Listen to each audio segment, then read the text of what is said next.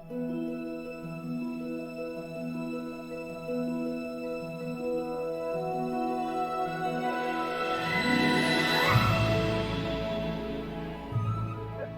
there, greetings. Yes, I'm still in holiday mode following the eclipse, and welcome to the post-eclipse edition of the RASC Ottawa meeting for May 2024. I believe this is working. I have false beliefs. Okay, thank you. Very, very, very busy schedule. So please, I'm asking everyone who's presenting, particularly the eclipse presentations, of which we have 11, be aware that there are people coming along behind you. Okay, I'm asking for 5 to 10 minutes. I know that's not much, but there's plenty of opportunity in upcoming meetings for in-depth presentations. We only have 2 observation reports tonight, so the bulk of the program is for eclipse presentations. We've got a couple of announcements, one from Andrea about this year's public star parties, one from Bojan on our new access to Astrospheric, the weather program for astronomers. Dave will do the skies as usual for this month. And then we get into the eclipse presentation. So I'd ask you please to take note of where you are in the order of battle. So Simon, David, Majid and Jim Thompson before the break. Then Oscar, Andrea, Bojan, Paul, Bob, Adam and Taras after the break. Then we've got a couple of observation reports and away we go. So with no further ado, let me just run through the normal blah, blah. We are recording this. Anyone doesn't like that, bad luck. If you're joining us by Zoom, anything you put in the chat box can be seen by all, and please use the Q&A to ask questions of any of the panel speakers. Number of new members this month, that looks like 3, 6, 8, 10. Any of them here this evening? I can't see, yell if you're here. None of the new members. Anyway, so welcome, and a total of 41 for this stage of the year. The usual benefits, fellowship and good support from other RASC Ottawa members. Any questions, you can find the right person to ask. Our physical assets, Ted Bean Loan Library, but I'm not sure how many we're up to now. I think it's 120 odd. Telescope sets of binoculars, eyepieces, other observing aids. That's available to members at no cost. The Stanmont Media Library out the back here, books and DVDs. Estelle, you here? She's always here, thank you. That will be open at the end of the meeting behind the curtains. We've got our observatory, semi-dark sky observing site, the Fred Lossing Observatory out near Almont. Members only access to that, all members and guests. And then you've got the opportunity to participate in the various RASC certificate programs, observing certificate programs. Try that. Try that. Chris, are you moving your mouse? Okay. Print publications or online publications these days, the RASC Journal, bi-monthly, fairly scholarly types of articles. You've got the Observer's Handbook, annual publication, a classic going back, I don't know how many decades, and famous the world over.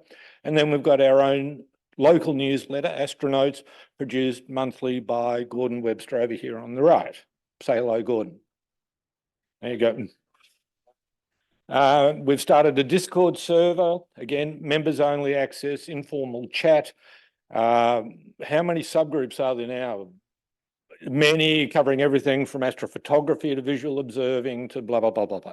So contact Andrea there on the right, my right, for getting access codes for that.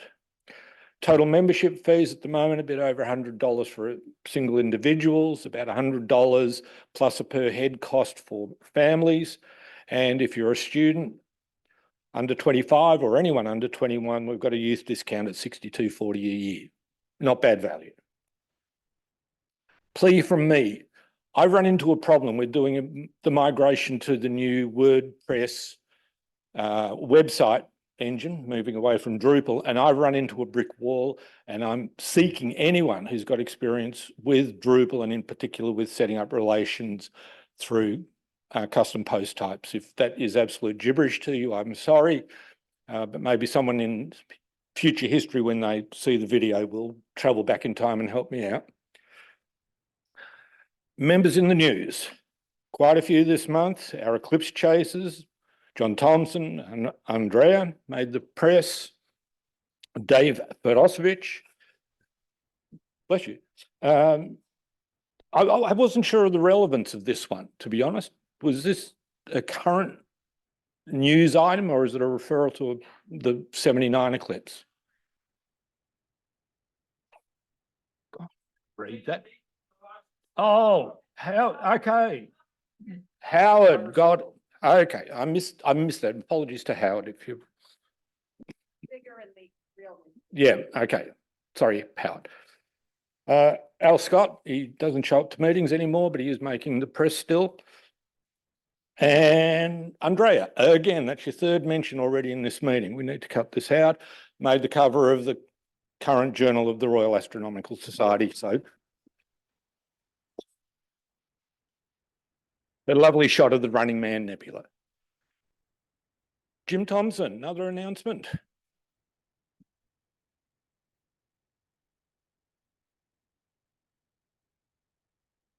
All right, so this month is the month for International Astronomy Day. What is International Astronomy Day?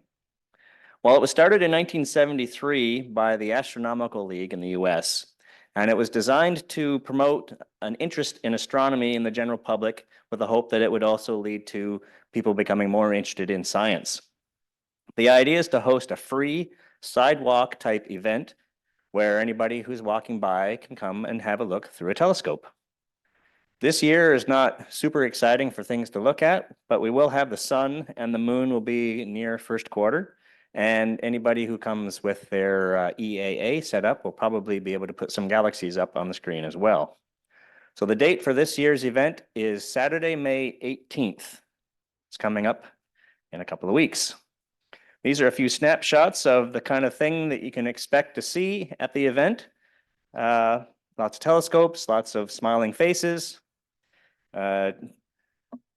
cheeky teenagers. You can see also the weather varies. My daughter there in the upper middle image is wearing a balaclava because it was quite cold one year. So that's the sort of thing to expect. Just lots of people interested in learning about astronomy and sharing astronomy with others coming out for the day. So the event runs from around 10 in the morning to 10 p.m. Some people who are super keen show up earlier to start setting up their gear, but generally we say to the public 10 to 10. It's in the parking lot right next to the chapters at Silver City. I don't know if you know where the theater is, Silver City. It's 2401 City Park Drive. I am the coordinator for the event. It's been going on now, I think this is the 22nd year. Oh, Denis might remember. 24th annual. A few years it didn't happen because of weather and such. And you can participate at any level you want. You can just come as a guest. You can come with your scope and say, can somebody help me? You can come with a scope to volunteer or without a scope. Sometimes somebody with a scope needs to use the washroom and they just need somebody to watch their gear, and it's nice to have somebody there to help. So you can contact me at the email address there at the bottom, top Jimmy, or you can go to the astrodayottawa.weebly.com website for more info. Thank you. Thank you, Jim.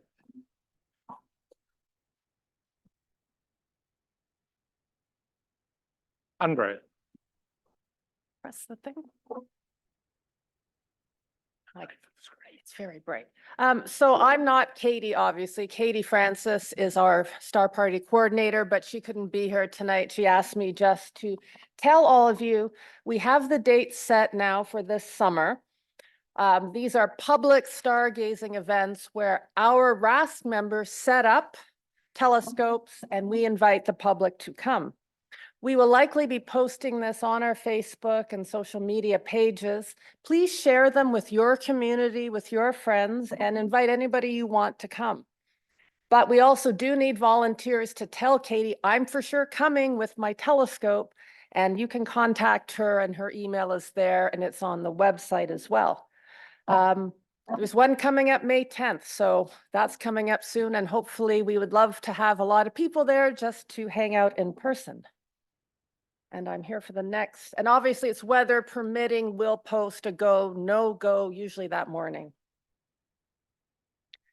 And as many of you know, we had to postpone the telescope workshop because of weather. I spoke to Katie and she's okay with us having it. If it's clear, we're going to do it May 10th. We're going to have people come a lot earlier, around sunset. We will have you polar aligned. We'll have your finder scopes aligned, 3-star aligned. We'll have you all ready for when it gets dark. And then we're going to put everybody to one side, so you don't necessarily, we're going to mark off the territory to keep the public away. If you just want to practice, if you want to, you can also, I'm just looking at something. If you want to, have somebody look in your telescope, you can. But I sent an email this morning. There's a form. It's a Google form. Please use the Google form to sign up. And it's also posted on the Discord. And if you can't find the form and you want to come, you can email me and I will send you the form. Okay, that's it. Thanks, Andrea.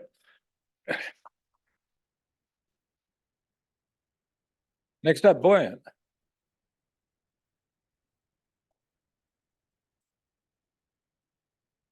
Come on, run. We're short on time. Thank you. So you've probably been seeing on the Discord chatter about astroperic. So I just want to give you a quick 1-minute spiel on what it is, why it might be better than what we're using. So this is a dedicated weather astronomy app that's been making the rounds recently. It's used by professional astronomers, but also amateurs around North America. So it looks similar to what we do when we're looking at the clear sky clock. It's got these bars here for cloud cover, transparency, and seeing. This one's, I find, a bit more consumable than the clear sky clock. The clear sky clock is just the bars and you're kind of trying to interpret the bars. Here you actually get a nice map. It's got this other feature. So it's got smoke forecasts. So last year when the forest fires were raging, the smoke was transiting across North America and ruining your imaging and astronomy. It has the ability to map that on top of the cloud cover. So you can quickly switch between the layers of cloud cover, smoke, etc. So it's just another tool. So why am I encouraging you to use it? Because there is a basic tier up there and there's an Astro Society free edition. So what that gets you is reminders that the ISS is transiting above you. It's got the extended and ensemble cloud layer.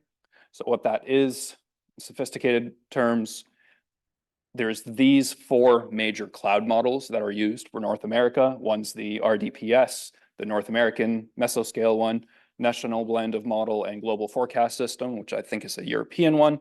Anyways, this app presents all 4 of those models to you at once, and you can filter between them. So you can knock one out and just look at what this one is saying. So it's just a better tool for you to get more information about whether it's clear tonight or not. The reason I'm encouraging everyone to use it is to get this free Astro Edition tier. Mick has created a subspace, which is like a group on this app. So we need a minimum, I think, of 20 to 25 people on this group, and then we get promoted to Astro Society free edition, and then you get all these benefits. So once you open the app,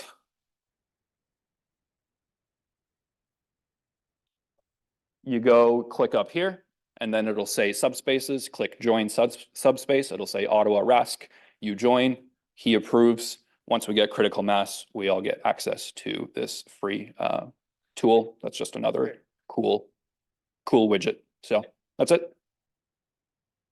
Well done. Thank you. Cheers. And Dave, skies for me.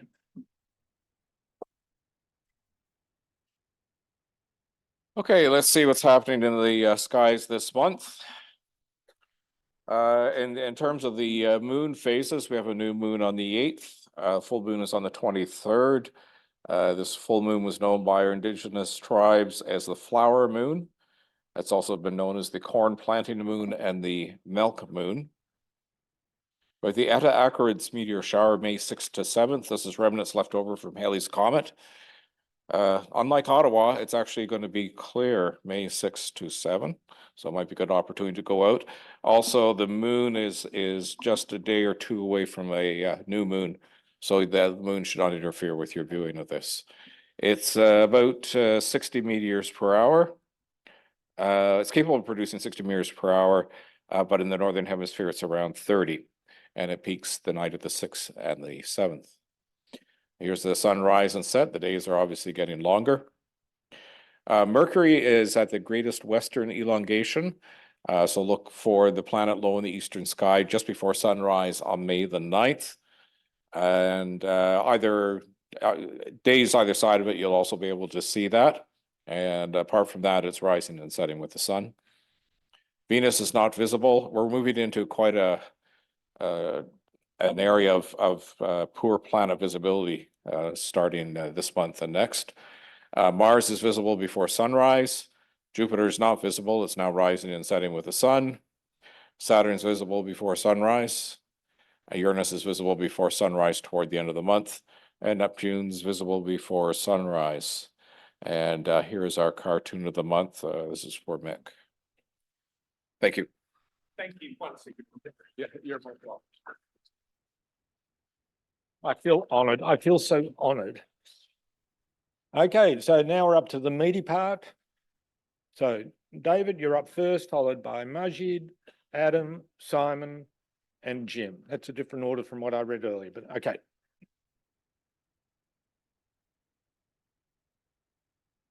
Before we go, Chris prepared a couple of maps. You can come over, David. It's okay.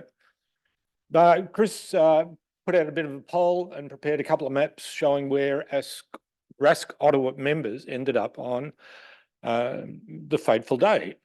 And so, surprisingly, not surprisingly, big cluster along the St. Lawrence Valley and into Quebec. A couple of interesting outliers. We've got Jim and his family down on the coast in Mexico, somebody in Merida, which in Yucatan, so that's interesting. And Olive, somebody or other right in the middle of Arkansas. So we got a fair spread.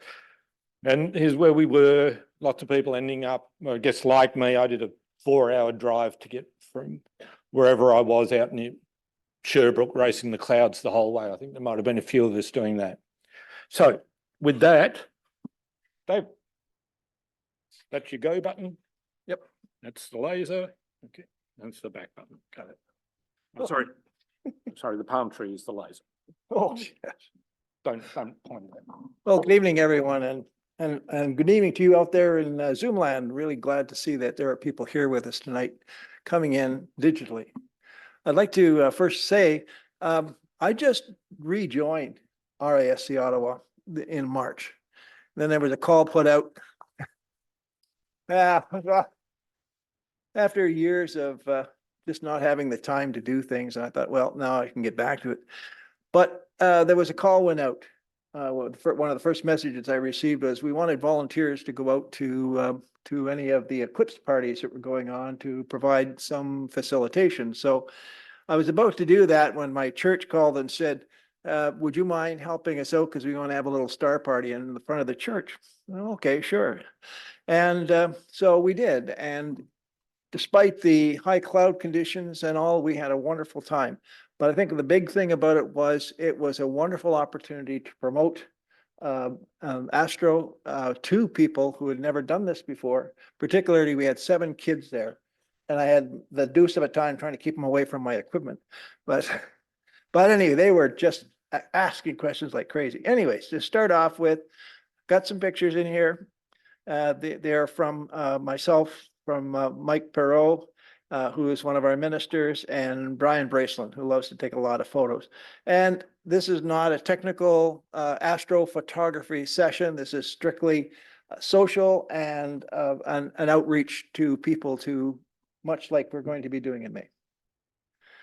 I took along a bit of equipment with me. I have a Celestron Eclipse Smart set of binoculars, which I used.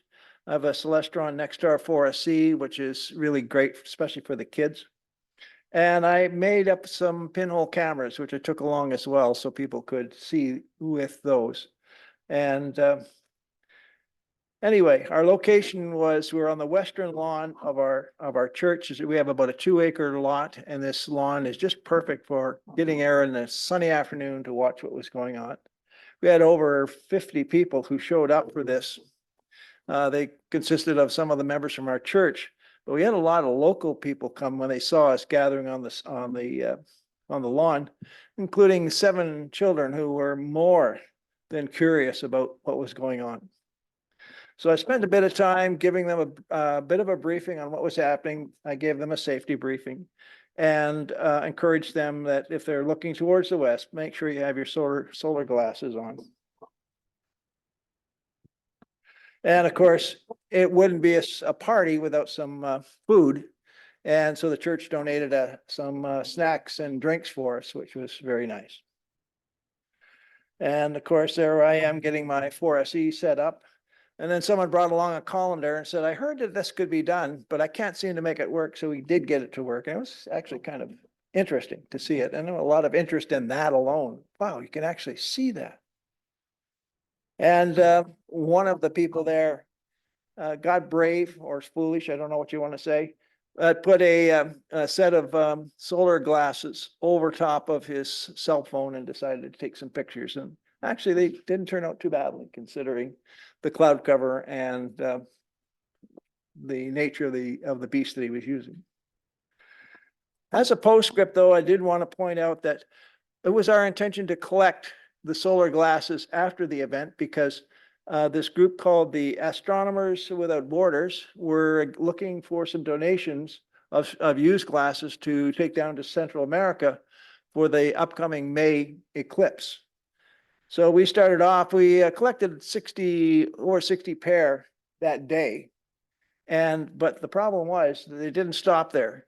We had neighbors collecting in their own neighborhoods and end up with over 970 pair of glasses, which we handed over to the Astronomers Without Borders. And I'm sure they were very grateful for that. So. And I'm looking forward to the next set of presentations. So thanks very much.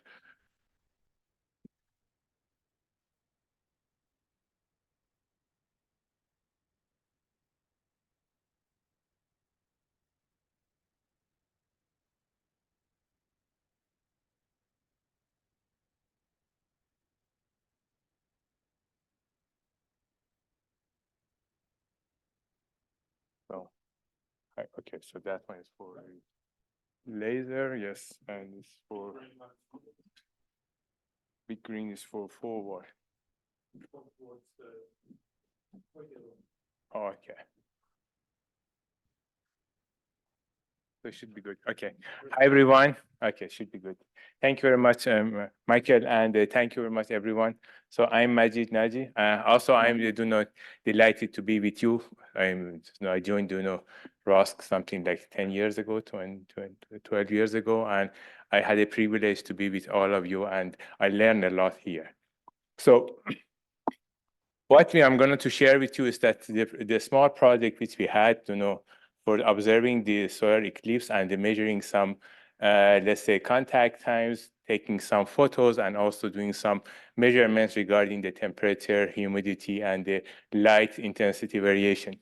We were 4 students of the professor. We had the professor back to Iran about 20 years ago. He dedicated a lot of his time to the astronomy, especially public astronomy, and he's a late professor. So we said, okay, to commemorate him, that called this project Dr. Kiasatpur project.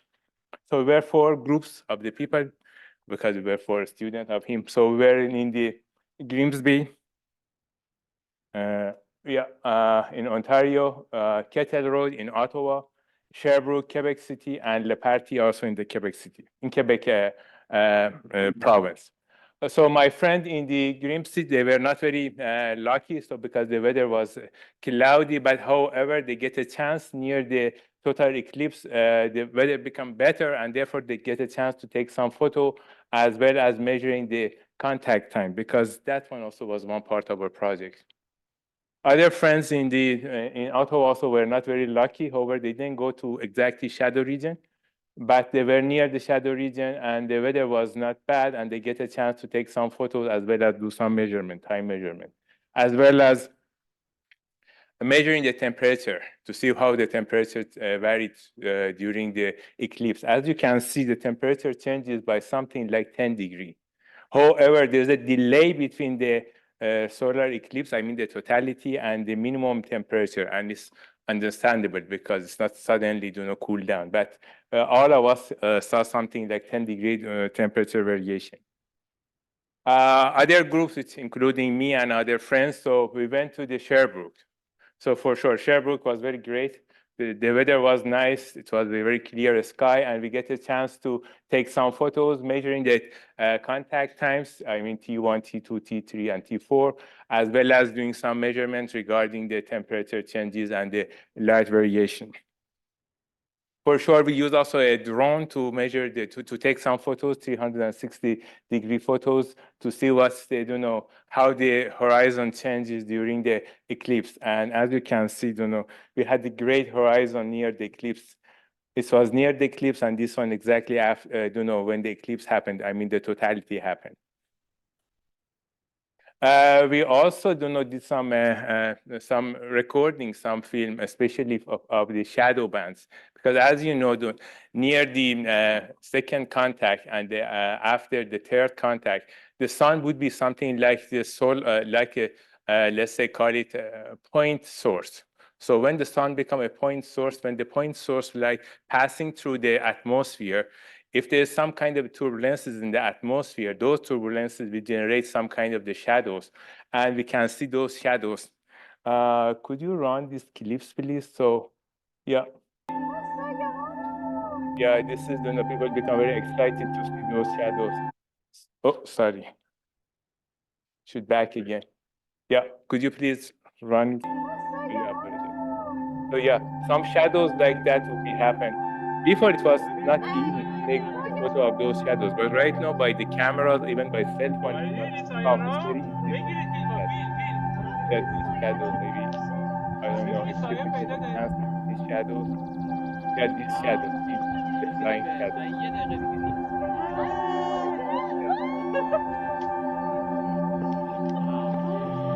So it was very exciting, for all of us to see those shadows and how they move.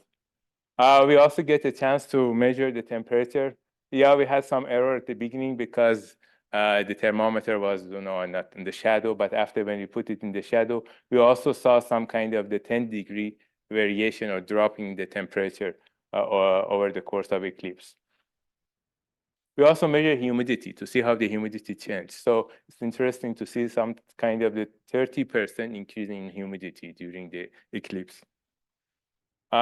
We also measure the sky luminosity or the light intensity, not exactly toward the sun. We use the cell phone and using this app, and after measure the intensity, and we saw something like 10,000 times dropping in intensity.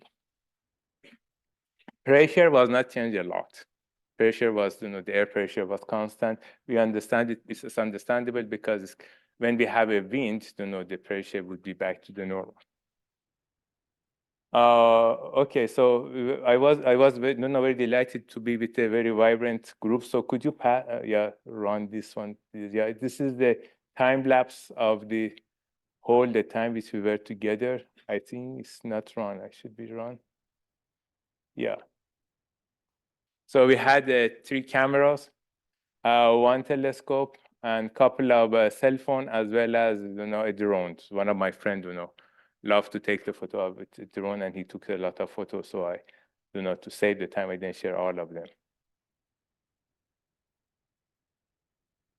Yeah, and it's become dark, and after it's become So it's the whole procedure of it's just to memory. Yeah. Other friend in the La Partie also, they were lucky. The weather was good also out there. He took a couple of photos, for sure, the totality photos, record temperature, as well as also he had a project to record the sound, to see how the environmental sound, because that when the eclipse happened, birds or animals that start to make some sound, and he record those things also. Fortunately, I didn't have the file to share, but maybe in future. He also measured the temperature, and he also same the same trends, 10-degree drop in the temperature. We also had a project. That one is measuring the Moon-Earth distance. So this concept is not a new concept, as you know that Hipparchus, one of the Greek scientists, also try to measure the distance between the Sun and Earth on something like 2,000 years ago. So he knows that when there is a totality in the north of the Turkey, he was in the Alexandria, and he observed something like 80% of the, let's say, covering of the sun. So by having those differences between the north of the Turkey and the let's say Alexandria, and knowing the distance, so he tried to calculate the parallax angle. And by knowing the distance, he tried to measure the Moon-Earth distance. He came up with something like 500,000 kilometers. Was not a very bad estimation on that time. So we try also to measure the Moon-Earth distance by two methods. One of them is that by recording the contact time at two different geographical locations. So one of the group was in the Sherbrooke, another one was in Grimsby, and therefore we measured the time. So the difference between the two times was about 9 minutes, 9.35 minutes. The distance between us also was 658 kilometers.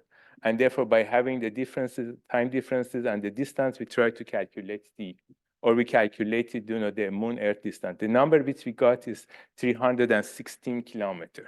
On that day, the distance between Moon and Earth was about 360 kilometers. So we had something like 12% error. However, I should mention that all those measurements was in the first order approximation. For example, we usually said, okay, the angle is equal to the sine of the theta is equal to theta, or doing something, we ignore also the position of the sun. We assume that the sun is exactly in the south, and also we ignore also the differences which we have between the two, let's say, altitudes. But if we go with some more approximation, I think we can come up to something like 90% accuracy. We're also using another method, the Hipparchus method. So we took two photos, one in both in the same time, one in the Grimsby while they have exactly the totality after exactly the second contact, and another one was in the Sherbrooke. Therefore, by having the two photos and calculating the percentage of the occultations, we calculated the parallax angle, which was 7.24 arc minutes. And by having the distance between the two locations, we calculated the distance between Moon and Earth. So this one also has about 13% error. We tried to to wrap up everything, and we had all those things in the Excel sheet. So we are going to share it maybe later. So if you have any times, contact time, any, let's say, photos, it would be great if you could share it also with us, so we can do together and do this measurement also for different location and see how we can approach to the real number. So I should say thank you very much, and this is a nice photo of my friends while they're watching the Eclipse. Thank you. Thank you. Thanks, Majid, and Thank you. we should get you back later when you've got more results. For sure. Thank you. For sure. Thank you very much. Yep. Thank you. Okay, Adam.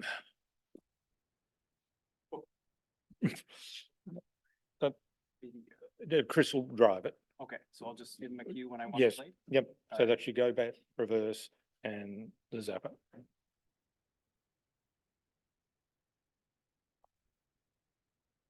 Okay, so this is the Bell Family Eclipse Chasers. This is our first eclipse, and hopefully not the last.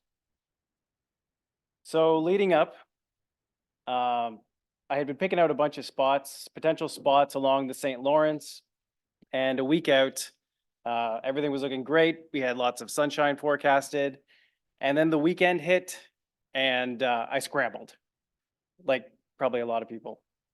So I started searching where we might go. I had convinced my wife at this point that we were going to go 1 hour to see the eclipse. And then I realized that we would have to go to the eastern townships, which is, 3.5 hours. But I noticed Bromont was gonna have some good weather, and I have family roots in Bromont. And I know the area well. I worked there for a summer. So I figured this was gonna be my best bet. So I told my wife that I wanted to go 3 hours, which is much further than planned, and bring in my kids, my little kids. They're 4 and 7. So she was wonderful. She said, I will make sure that I have the kids in their pajamas or out of their pajamas, in some clothes, in the car at 7 a.m. And then you take us where we're going for that day. So that's us on the left in the car, packed up. The kids have lots of activities to keep them busy, some breakfast, we have coffee, and we hit the road. And it was a really nice drive. It was sunny. There was like manageable traffic. 3 hours later, we showed up in Bromont. We found this beautiful spot just off the highway. It's a little dirt parking lot, but it's up above a creek and a valley, and you can see the mountain in the background on the right. So we just had a great location. We gassed up. We were ready to go. As soon as totality ended, I didn't want to get stuck with the kids in the car for too long. So, but yeah, we showed up. It was 11 a.m. We had lots of time to kill, so we went for a walk. There was tons of activity in the town going on. There was fleets of cars and tons of people. So we went for a walk and got some ice cream and played soccer in the park and killed some time. And then about 30 minutes before totality, we got back to the car. Everybody sat down, got their glasses on, got bundled up because, as Majeed pointed out, it got real cold. So that's me and my daughter Esme on the left, and my son Remington on the right there, looking up at the sun.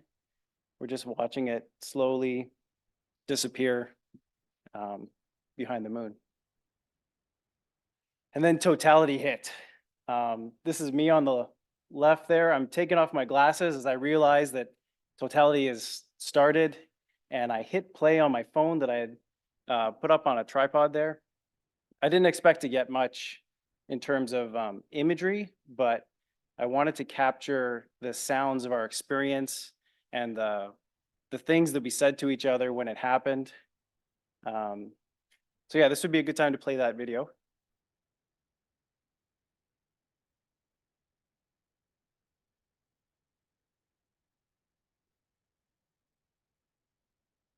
Is it at the end maybe?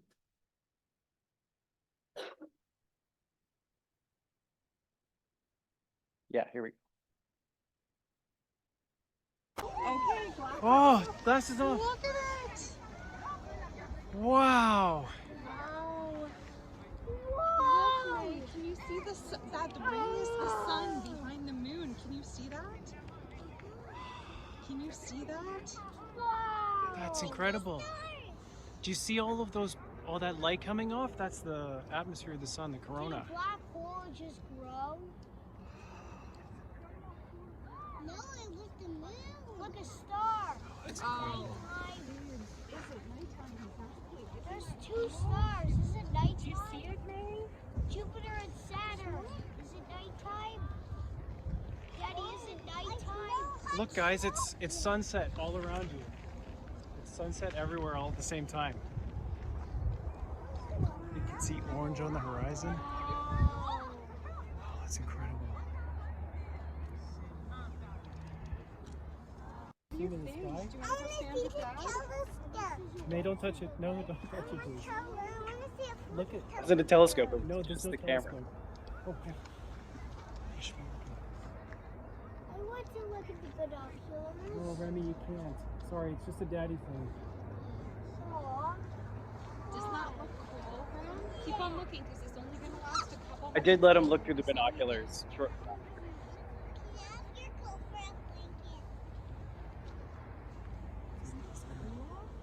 Here, can I look quickly? Can you see? You can hold it if you want. Bright, shiny pink part at the bottom. Do you see that? It's like a diamond ring or something like that. An emerald. Did you see I it? can see it right now. Did you see it, Remy? Yeah, I can see it right now. The sun's breaking through. Sun's breaking through. You can see the corona just coming off in these huge, long, wispy spikes. Yeah. I could Do see you like, see that, May? The kind of spikes that come off I can see it's kind of coming back. in like big stars. with the binoculars, you could see like little bright red arcs coming off the side of the moon.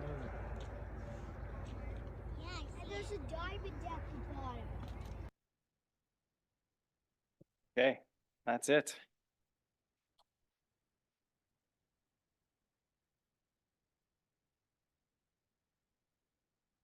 Yeah, so I think, oh, yeah, I just wanted to, I have a couple more things. Sorry, I didn't mean that's it. That's just it for the video. Sorry. That video really captured a lot of you could hear it in our voices, just how amazed we were and the wonder and emotion as part of the experience. At the end of it, I had to sit down. I couldn't stand. My legs were weak. My eyes were tearing up. I just felt so emotional. And then I was just so happy to be there with my family. I realized that we had seen something absolutely incredible that I don't think I have a comparison for a natural experience that I've seen anywhere else. So it just felt really impactful. Yeah, I did let my son look through the binoculars eventually. I was worried that he would be blinded through them if he didn't realize that the eclipse was ending and he was just looking at the sun. But after looking through those binoculars and seeing what I could see, I realized like I had to let him see. I had to let him take a look. So I just watched the sun like a hawk while he looked through the binoculars, and eventually he found the eclipse and looked through it, and it was fine. But yeah, it was an incredible experience, and we hit the road shortly after, drove home. We had pizza at Pizza Nerds. They get a shout out.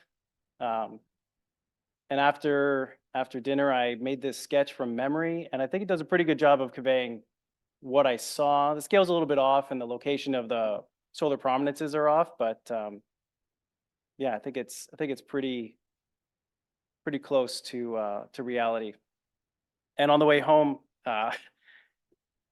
my daughter was being blinded by the sun setting, and she said, "Mama, the sun's in my eyes and the moon's not there anymore," which I thought was just really cute. She seems to be like developing this big relationship with the moon. She points it out to me all the time because I pointed out to her and let her see it through the telescope. And yeah, anyway, that just kind of melted my heart, made me laugh. Yeah, I don't think this will be our last eclipse. Okay, that's it. Okay. Thanks. Hold on. Simon. You know how to work that? Yeah, well, Mick, you asked for short. You're going to get short. So I guess I got to press this button here. There we go. So, as you've heard and as you're hearing, many of you headed out of town from Mexico to Sherbrooke, searching for totality and clear skies. But I stayed put in downtown Ottawa, just south of Ottawa U. Ottawa schools were closed for that day, so many parents were home with the kids. Now, I figured this was an ideal time for a street party and a great way to be a good neighbor. By the way, we had some pretty good skies. I was fearful that we would actually get clouds. What we actually had was very high, very thin overcast, which at the time of 99%, we didn't get 100% totality, at time of 99%, actually got thinner still. I think we had about 25 to 30 kids of all ages, from under fives to cool teens, you know, the kind that will sidle up to you, but not going to show any sign of excitement until they actually realize what they're looking at. Then the mask drops, plus their innumerable parents. I want to say something very important. Thanks to Andrea, we were equipped, well equipped, with enough eclipse glasses for all. And the parents were reassured when they realized that these were ISO approved. So thank you, Andrea.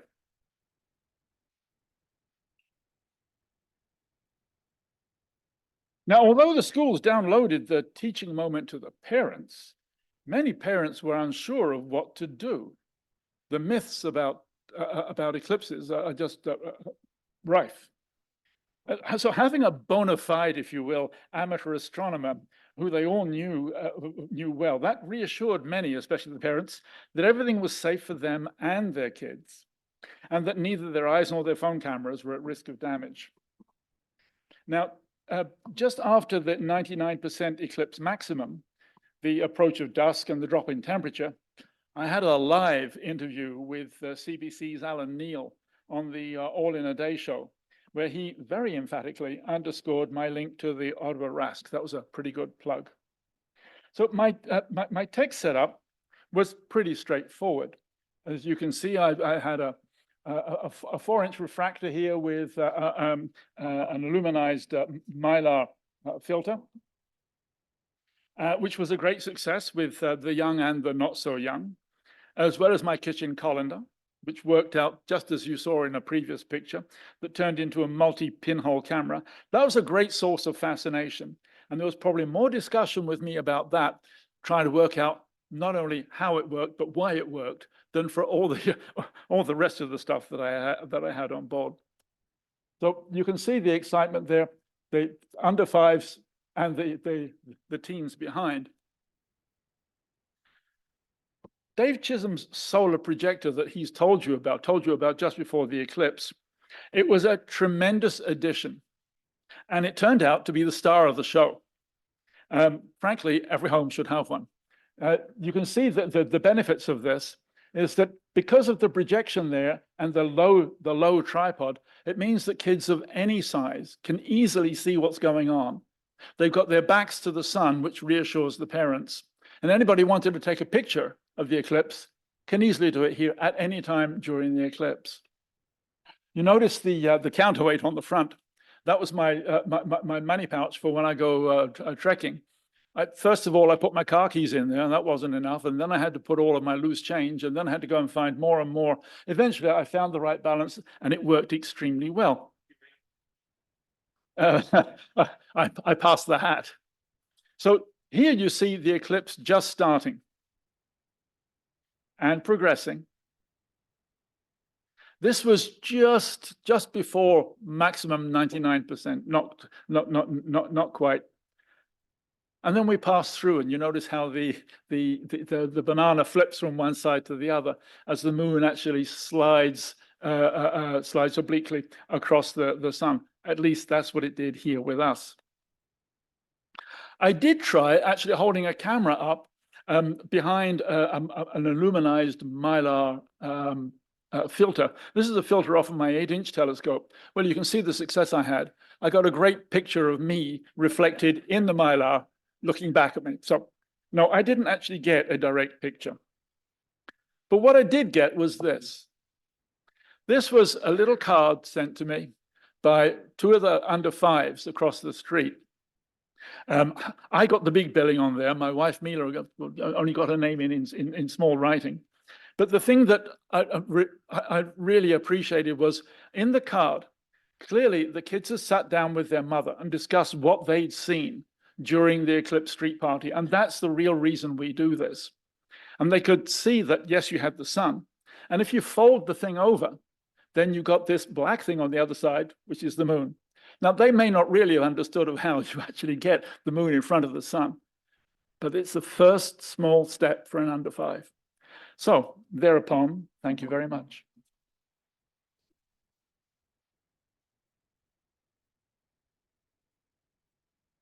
Okay.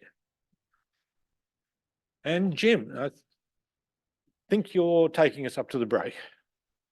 I can take all the rest of the time. Yeah, you've got 4 minutes. Oh, I didn't take a picture of the margarita, so let's change my eye gear here. So, good evening and welcome to the Thompson's Terrific Totality Trip 2024. Say that 5 times fast. Some of you may recall a talk I gave back in November of 2017 about a big road trip that me and my family took around the US Southwest, finding ourselves in Casper, Wyoming for the total eclipse. Needless to say, that trip was a big success. My presentation about that trip, however, ended with a question. Where to next? 7 years later, that question has finally been answered. To Mazatlan, Mexico. The main reason for going was that the probability of clouds in April was the lowest there, as you can see on this map. In addition, Mazatlan is a popular vacation destination, which greatly interested my wife and kids. This time we decided to take it easy and stay at an all-inclusive resort instead of renting an RV like we had done last time.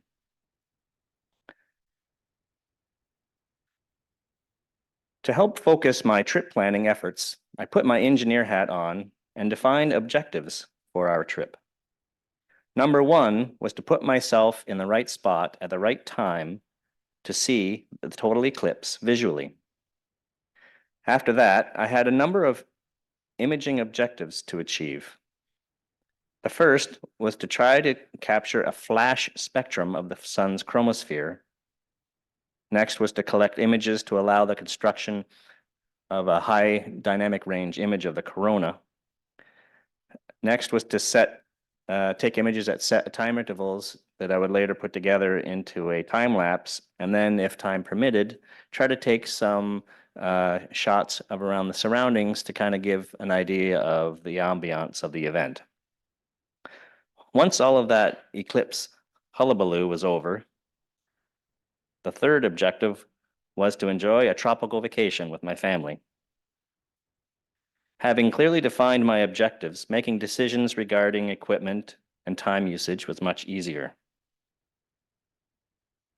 My main imaging setup was a Canon M3 mirrorless camera on an ASCAR FMA 230 apochromatic refractor, and that was all mounted onto an Ioptron Skyhunter mount, which you may remember me talking about a few months ago.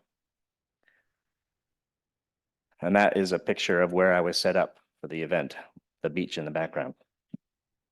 My secondary setup was a Sony CyberShot W300 point and shoot with a fisheye conversion lens. I needed the fisheye lens because where I was located, the eclipse was 70 degrees elevation. So trying to get anything in the foreground was very difficult. And one issue that we had during our travels was because I had to book where we were staying well in advance and then book the airfare after, we ended up having to take 2 different airlines to get to our destination.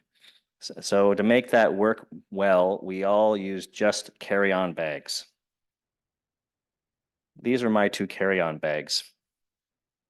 You will note that the actual luggage part of my luggage is right here.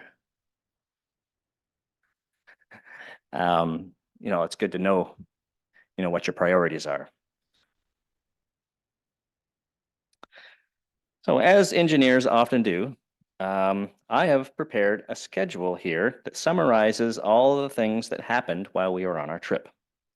The various colors indicate my stress level at different times, ranging from blue as cool as a cucumber to red for all hands on deck. The 2 travel days, the 6th and the 12th, were very long days. For example, we left for the airport at 3:45 a.m. on the 6th and did not arrive at our resort until around 6 p.m. local time. They're 3 hours behind Ottawa. The rest of our time in Mexico, though, was very relaxed, except, of course, on Eclipse Day. Eclipse Day started for me around 5 a.m. I had a live interview on CBC radio scheduled for 8:30 Ottawa time. Thankfully, I was able to go back to bed and get a couple more hours of sleep. I started setting up my rig around 9 a.m., so I was ready for first contact at 9:51 local time. Everything went very smoothly through the partial phases, and I had plenty of time to chat with others around me and help out with their setups. Around 11:06 is when all the action started, my attention being focused on getting a flash spectrum, the timing of which was very particular, followed by imaging of the corona. I really appreciated the 4 minutes and 17 seconds duration of totality that we had, as it provided me with several minutes to just sit back and look around and enjoy the spectacle. After totality, the excitement slowly wore off through to fourth contact. By 1 p.m., I was packed up, eating lunch, and enjoying a nice cold margarita. Not the first one, by the way. The day was rounded out by an afternoon nap and a fine supper at one of the resort's fancier restaurants. Keeping the engineering tradition going, I am going to present my results by objective. The first one being to observe the eclipse visually. This is a satellite image taken just before the start of the eclipse. As you can see, along the eclipse path, denoted by the red line, there were large sections of the path that were covered in cloud, including right here where I was.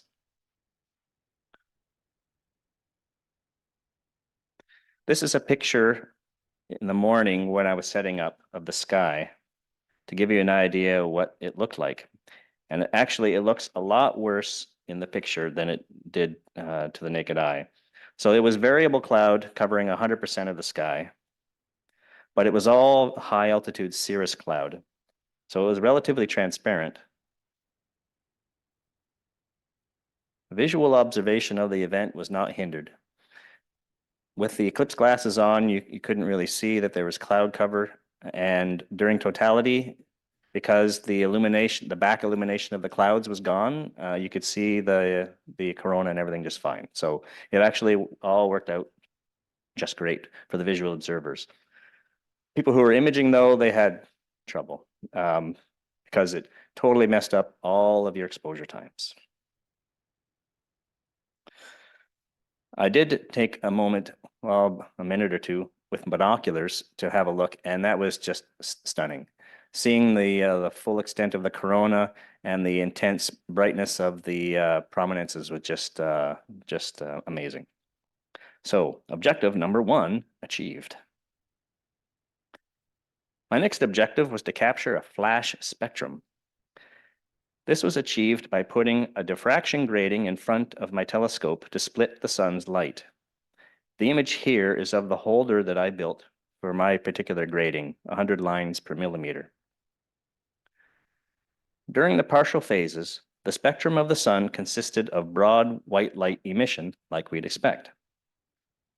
Unfortunately, my diffraction grating produced a double image due to how it is built. It's 2 pieces of glass sandwiching the grating. If otherwise, I would have been able to actually resolve black lines all along the spectrum, denoting where gases are being absorbed by the sun's photosphere.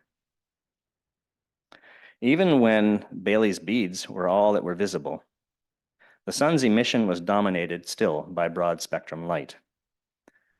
The really interesting spectrum occurred right at the moment of second contact. For that brief moment, a flash, if you will, the spectrum of the corona as well as the upper and lower chromosphere can be captured. The corona is a broad spectrum emitter, just like the photosphere, and so it shows up as the sort of fuzzy continuum background. The ionized gases in the chromosphere, however, emit light at discrete wavelengths, starting at the red end with hydrogen alpha down here, and then helium D3, the yellow. And then this fuzzy green here, that's actually 3 lines. They're a bit fainter and close together. They're made by ionized iron and magnesium. And the cyan is hydrogen beta, and then it's kind of hard to see on the screen here, but there's a dark blue ring here, and that's hydrogen gamma. So those are all direct emissions from the gases in the chromosphere that we are able to see. My camera because I was using an off-the-shelf commercial camera, it does not see UV. If it did, we would see also some lines down here for calcium 2, H, and K. An interesting thing that I noted from my images was that the lower chromosphere, which is this bright kind of section right here, that's the lower chromosphere, so just barely above the photosphere, it has an emission in hydrogen gamma. But the upper chromosphere, so the prominences we see here around the perimeter that peek out around the moon, it does not. If the screen was brighter, you'd see there's no hydrogen gamma here, but there is a hydrogen gamma here. The reason for that, I have no idea, but I found it quite interesting. Regardless of that, objective 2A achieved. My next objective was to capture an HDR image of the corona, high dynamic range. To do this, I captured batches of 10 to 15 frames, each at a different exposure time, usually in multiples of 2, doubling of exposure. Each batch was then aligned and stacked, which is the result that I've shown here. These stacked images were then combined in GIMP to create an HDR image. Further enhancement and sharpening was then applied using GIMP and Topaz Sharpen AI to produce this final image. Considering the fact that this was my first attempt at an HDR image of the corona, and the fact that I had constantly changing cloudy conditions, I think my image turned out okay. Objective 2B achieved. My next objective was to collect periodic images during the partial phases that I could use later in a time lapse. I guess we could play this now, Chris. Oh, I can advance it? So every 5 minutes, I captured 10 to 15 frames with the Canon camera. Are you able to play now? Oh, I'd have to go through all the both? Oh, there's the play. So this is a quick animation I threw together with 5 out of the 15 frames from each batch. And you can see how the light, the brightness of the sun changes dramatically. And you can see lots of clouds going over. So that made things a bit of a challenge with the post-processing. I'm glad that I collected a bunch of frames that I later was able to stack to get an average frame that wasn't too bad. Okay, thank you. Next. Oh, I see. It's going on for me. Gotcha. So I also, at the same time that I collected these batches, I also used that Sony camera with the fisheye to take a picture of the foreground and where the sun was in the sky. So I had a reference for later of where the sun was during the event that I could use when I created my final image. So I lined and stacked all these batches of frames. And then I used my normal sun image enhancing and sharpening tools to come up with images that looked sort of like that. So not too bad considering the source data that I had to work with. And I used those to create first a time lapse. So this is the background image was with the Sony camera taken during totality, and then I composited in the very shrunk down images of the sun, where it was positioned in the sky and that particular phase. And these are spaced out by 10-minute intervals. And I also put together a fancy looking composite. I tried various, diagonal circles but the S seemed to appeal to me anyway. So that is objective 2C achieved.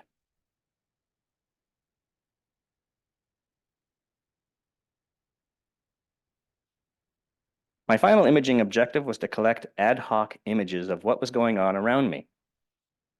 I accomplished this using the Sony camera, as well as all 4 of us had our own cell phone cameras.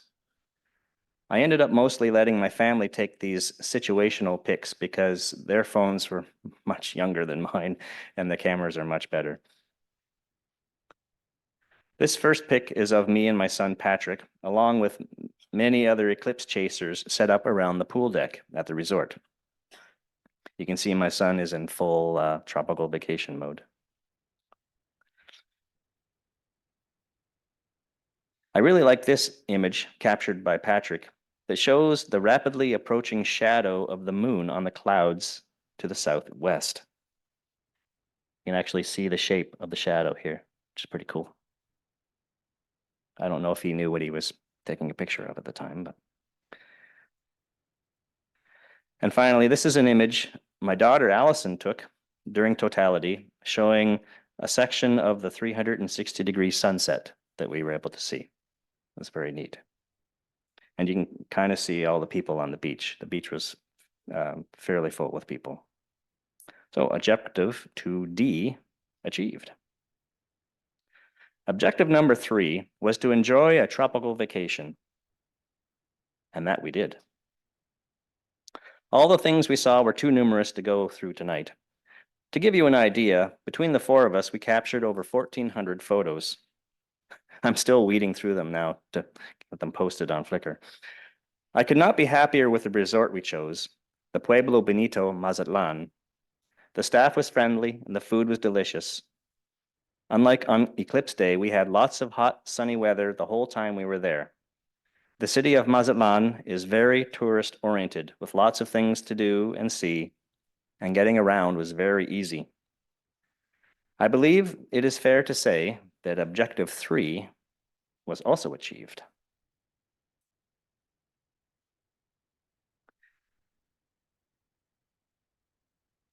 Reflecting on our trip, it was fun to pull out some interesting statistics.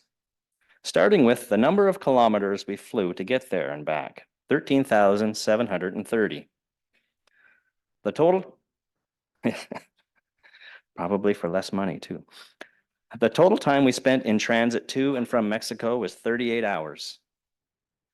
Total steps walked per person during the trip was around 78,000. The total volume of sunscreen used, 1 liter.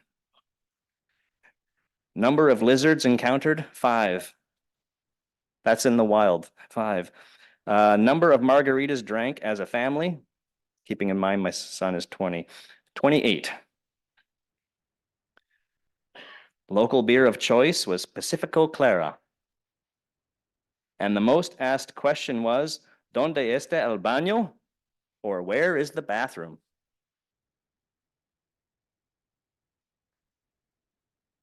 Some lessons that I learned from this trip include: test your gear in advance. I found many bugs with my setup when I was playing with it here in Ottawa. And all that work ahead of time made everything work really well on Eclipse Day, except for a few minor glitches that I'll mention. Use a checklist so you are clear what you should be doing next. But don't forget your checklist in your room like I did. Next, check all the settings on your camera and your mount beforehand. Because I forgot my checklist, I forgot to change the mount location to Mexico. So as a result, the mount thought it hit the meridian before it actually had and decided to stop tracking. Luckily, that was after the totality, so it wasn't terrible. Recheck your focus. I thought, after looking quickly at my totality images, that I had bumped the focus when I took the filter off, but later on, I discovered that it was actually a progressive loss of focus. So I think the scope heated up in the sun and gradually went out of focus. So I should have checked the focus just before totality to make sure it was all good. So lesson learned. Be adaptable. In my particular case, the clouds were changing constantly. All of the exposure times that I had practiced here in Ottawa using the full moon and the sun were all out the window. I had to do it all on the fly. So having practiced with my camera ahead of time, how to quickly change exposures was well worth the time spent. Be helpful if you can. I saved the day for a couple of fellow amateur astronomers near me who were having a lot of difficulty getting their telescopes to work. I also stopped an older gentleman from looking directly at the sun with a spotting scope with no filter. Yikes. Finally, stop and enjoy the experience. Who knows when or if it could happen again? And this brings me back to where I began with a parting question looking towards the future. Will a third time be a charm? Thank you.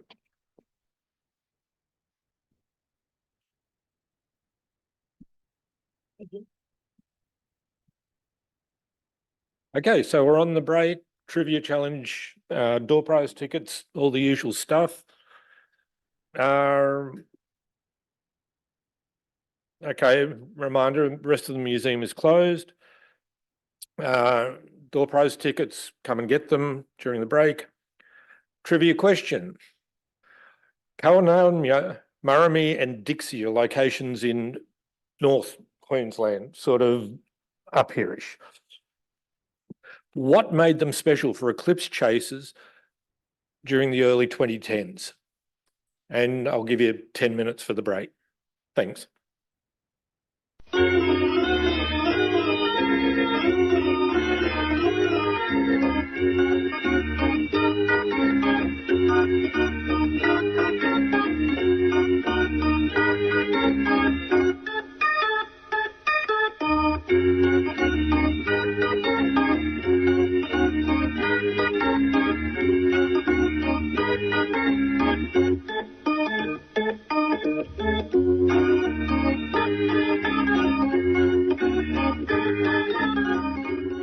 Hey, you over there, sit down. It's my ex-school teacher habits. Okay, so trivia question, what made these three places stand out for eclipse chasers in the early 2010s? No.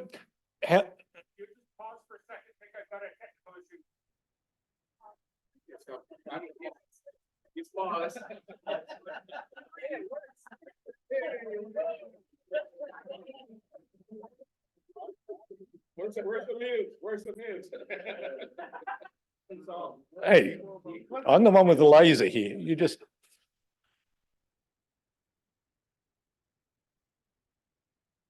You're all on the edge of your seat. The anticipation of knowing the answer to the question. Okay, who in the audience knows? No. No. No. No. Keep going.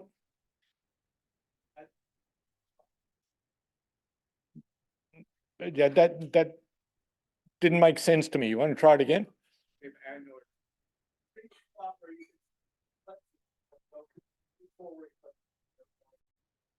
In what time period? Because that happens anywhere on Earth. Yeah, thank you. Andrea? Less than 1 year. 2 solar eclipses in less than a year, 6 months. And it's the shortest period possible. And one must be total, one must be annular. But still, if you're in those deserted parts of North Queensland, you had that opportunity. It's not unique, but it was recent, and Australian. So, and the koalas, the crocs, and the, yeah, no quokkas. No quokkas there. How are we doing, Chris?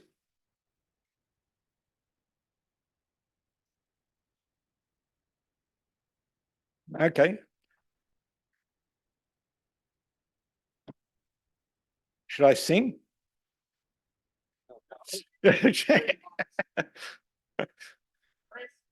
swap display button at the top. I think our presenter can't get the mouse up there.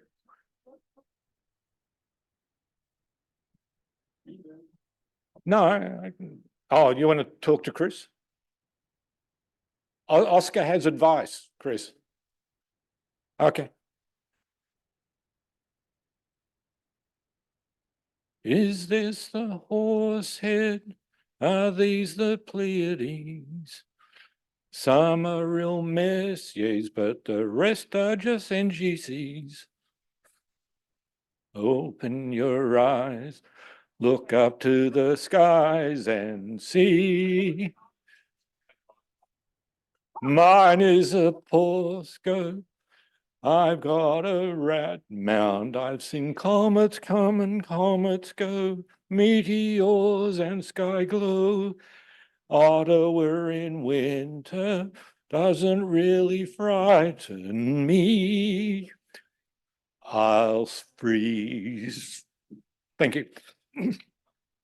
By the way, somebody lost a dongle outside, little SanDisk. Okay, we're back on the air. We'll edit that out of the videos. Okay, so Oscar, you are indeed up next. And I've learned that somehow in the kerfuffle, a couple of people's contributions have been omitted from this month's stuff, and I apologise for that, and we'll ensure that there's opportunity next month. There you go. Hey, good evening, everyone. Whoa. All of a sudden I have a frog in my throat. It was all the singing. I was joining Mick in the singing.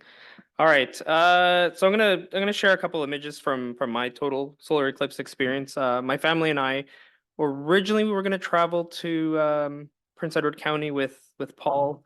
I kept my eyes glued to the weather during the days and the week leading up to the solar eclipse, and I made an executive decision on, I believe, Thursday before the eclipse to drag my wife and my 4.5-year-old 3.5 hours. Well, I mean, we were going to drive 3.5 hours to Prince Edward County anyway, but to make that journey out to Coaticook, Quebec, to see the eclipse. For me, it was my primary objective was to see it with my eyes and share the wonderful experience that is a solar eclipse with my daughter and my wife. And I spent a good amount of time in the months and weeks leading up to the eclipse to educate my daughter in eclipse safety, making sure she wouldn't look at the sun and with naked eyes. But yeah, it all went really well. It was a wonderful experience, and happy to share some of the imagery I was able to take with you all here.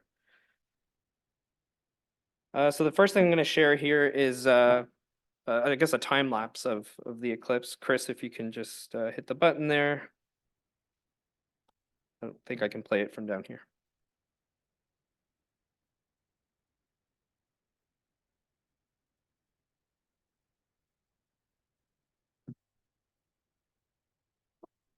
So I was taking exposures about every 2% of increase or progress in totality, and then through all the phases there.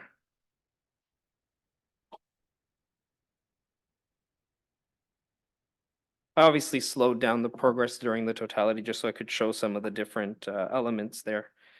And then we got a bit of a hint of wispy cloud at the end. Can I go to the next one? There we go. So that's just the composition I put together of the partial phases. The two at the furthest ends are 2%, or I guess 98% obscured, 60% obscured, and then 0% obscured in the middle. Those are my two prominence images at C2 and C3. Bailey's beads as well at C2 and C3 there. Diamond rings.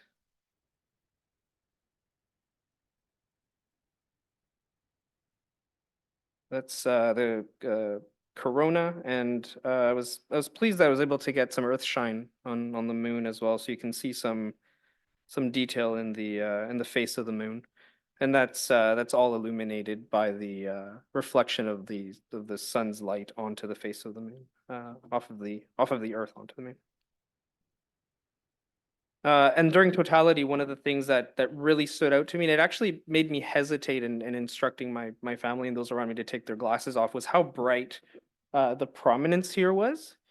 When I first looked at it, I was like, whoa, is it not totality yet? Because it was just so bright. That prominence was incredibly, incredibly bright. And then the next thing here, this is a video I recorded with a drone. I put a drone about 120 meters up in the air, facing into the oncoming shadow. The sound is artificial. I added it just for ambiance. I've sped it up about 1,000 times here during partials. Here we get into totality.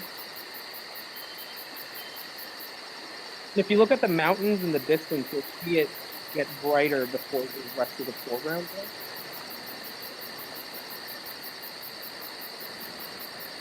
See, it's starting to get bright on the horizon.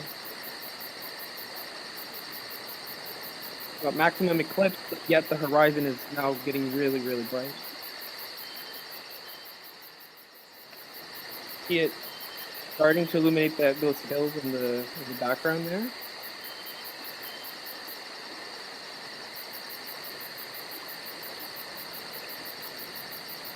We're looking southwest, yeah, and then we get out of totality back into a partial phase, and you see the cars start to jet away right away. I guess some folks wanted to beat traffic. We had about my wife had guessed there was 15 people on the site, but when I looked at this image, I counted something like 25 cars, so I won that bet.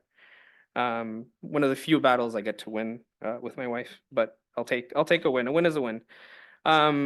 But yeah, that was sort of the experience of the totality phase, kind of compressed into a 1 minute or so video. One of the interesting things that happened during this eclipse is there was people from the neighborhood kind of walking around, seeing what was going on. And by far, one of the most interesting guests I had in my telescope, oh, not the video, there we go, was Speedy the chicken. There was a lady who was walking a chicken on a leash, and she decided to hang out with us for the entire event. She was there for the good 3 or 4 hours that we were around our telescopes, and she had her chicken Speedy take a look through my telescope. Yeah, I'm pretty sure we were the only RASC attended site that had a chicken look through a telescope. But yeah, maybe I'll submit it for the calendar. All right, I think that's it for me. Thank you.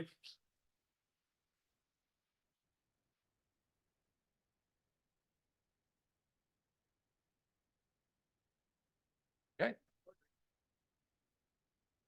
How many times you been up here It's so tonight? bright, go away.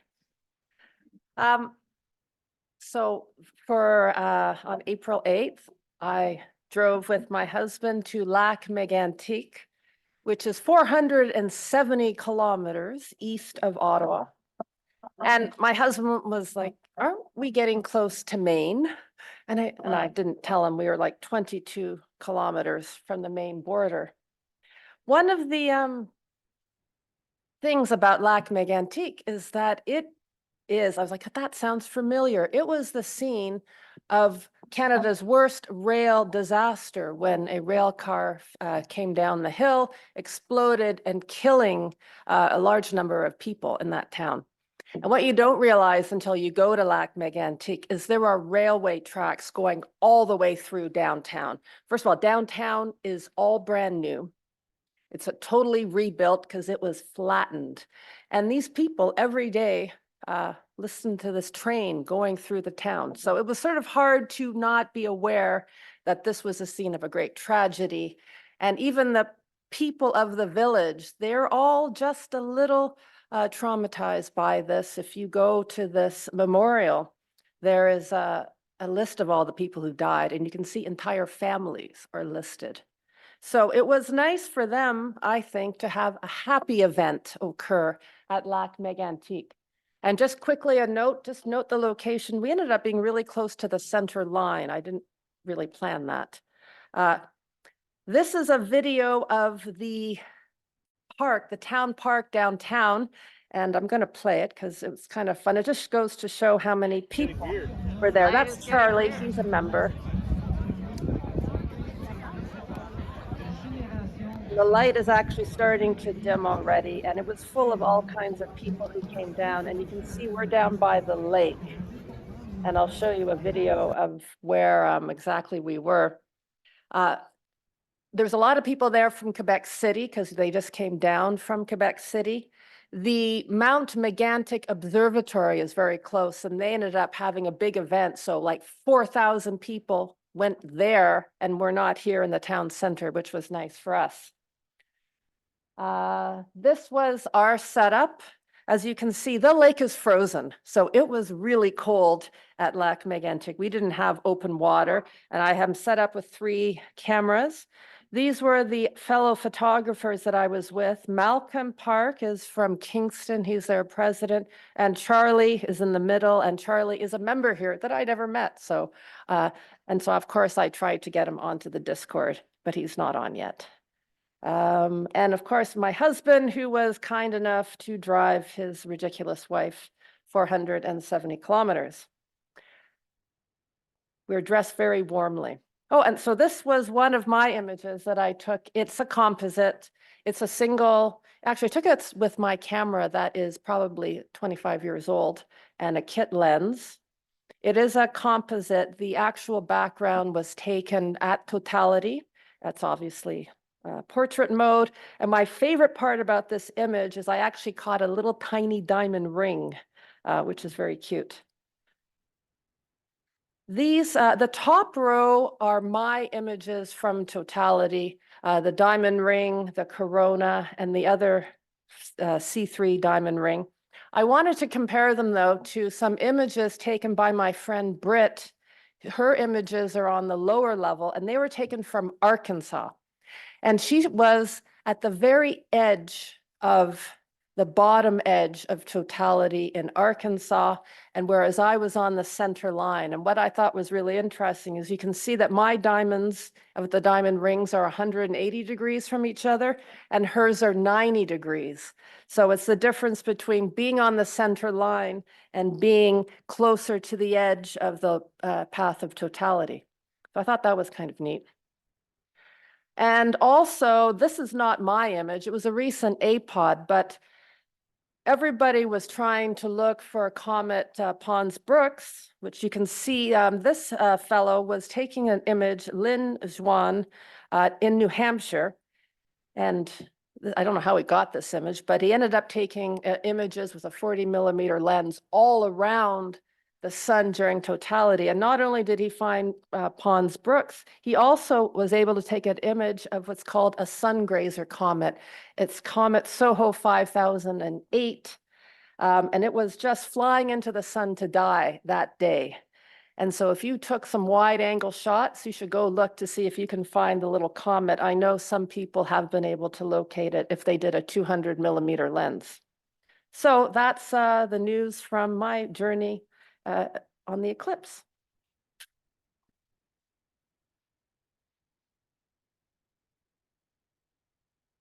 Okay, Bojan. You know how to use that. I think so.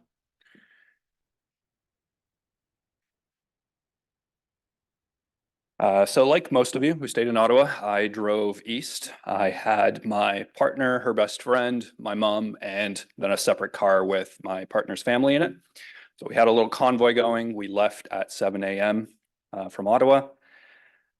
My girlfriend is a planner. We just came back from like 2 weeks in Japan, and we had a spreadsheet that she made. Every single day was like, today we go here, and then we go here, and we go here. And that gives me anxiety. Leading up to April 8th, she's like, okay, I took the day off. What are we doing? I'm like, I don't know. And she's like, well, where are we going? I'm like, I still don't know.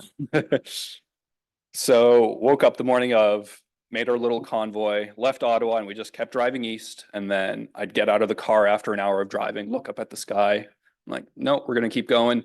I had them in the back opening up Astrospheric, sorry, that I mentioned earlier. They'd be reading the maps and being like, okay, we're going to keep going. We're going to keep going. And then finally we got to Bromont. and we got off the highway. I just popped it open Google Maps. I looked around on Google Maps for a cute little place, and we found this random little lake in a park. We set up right beside the lake. I had so my two tasks that I want to achieve were obviously see the eclipse, but I had a separate goal that I wanted to achieve. So this was the setup. That's a 130 mil refractor with a Herschel wedge and the 90 millimeter Solar Max double stack, and two smaller ones for white light and H alpha again. People were coming through. We had probably like 100 people in this field. Everyone was looking through the scopes, and they're like, "Oh, can we come back during the eclipse and look through the scope?" I'm like, "No, you can't actually, because I'm not going to take out the Herschel wedge and like refocus. I wanted to focus on the actual event and just enjoy it." So everyone got to look through the scopes, and then that was it.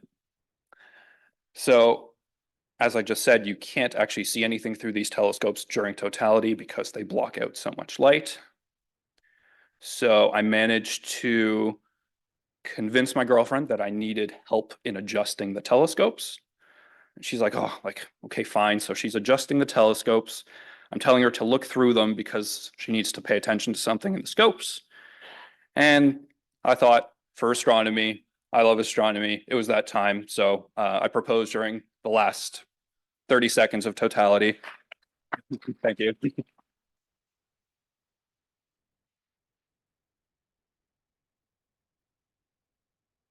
Fitting for an astronomer. She seemed really upset, I guess. So she cried a lot, and then I think she said yes. Yeah, absolutely. So it was nice to do something astronomical with friends and family. Usually it's you huddled at the end of a driveway looking through a telescope, but now you've got bring the whole family together, and you're now fiance. So yeah, thanks everyone.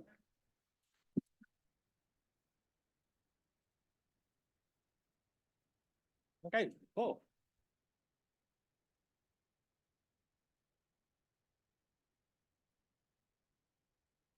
See if I remember how to run this thing. It's the green button, right? Yeah.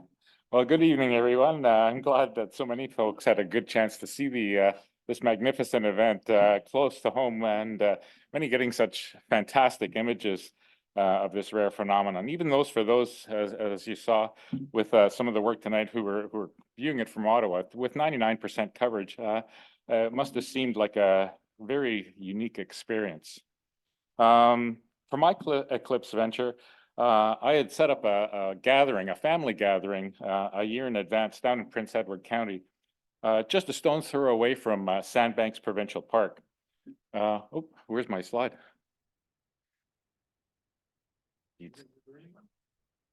Yeah. Oh, there we go. And this is a special place. This is a special place for me because this is a place that we would take our two young daughters when they're kids very frequently for summer vacations and things. It's a beautiful place. You can see the sandbanks just on the other side of the lake there. And as you can see, we had beautiful clear skies the day before the eclipse. Anyway, so I'd set up this trip, and I thought this would be a great opportunity for the family to visit, to see something really unique. I've seen two total eclipses of the sun unobscured by clouds, and they haven't seen any. They hadn't seen any, so they didn't know what to expect, and I thought this would be awesome. And so we planned it a year in advance. This location right near Sandbanks was nicely located in terms of scenic vistas and pretty nicely deeply into the zone of totality.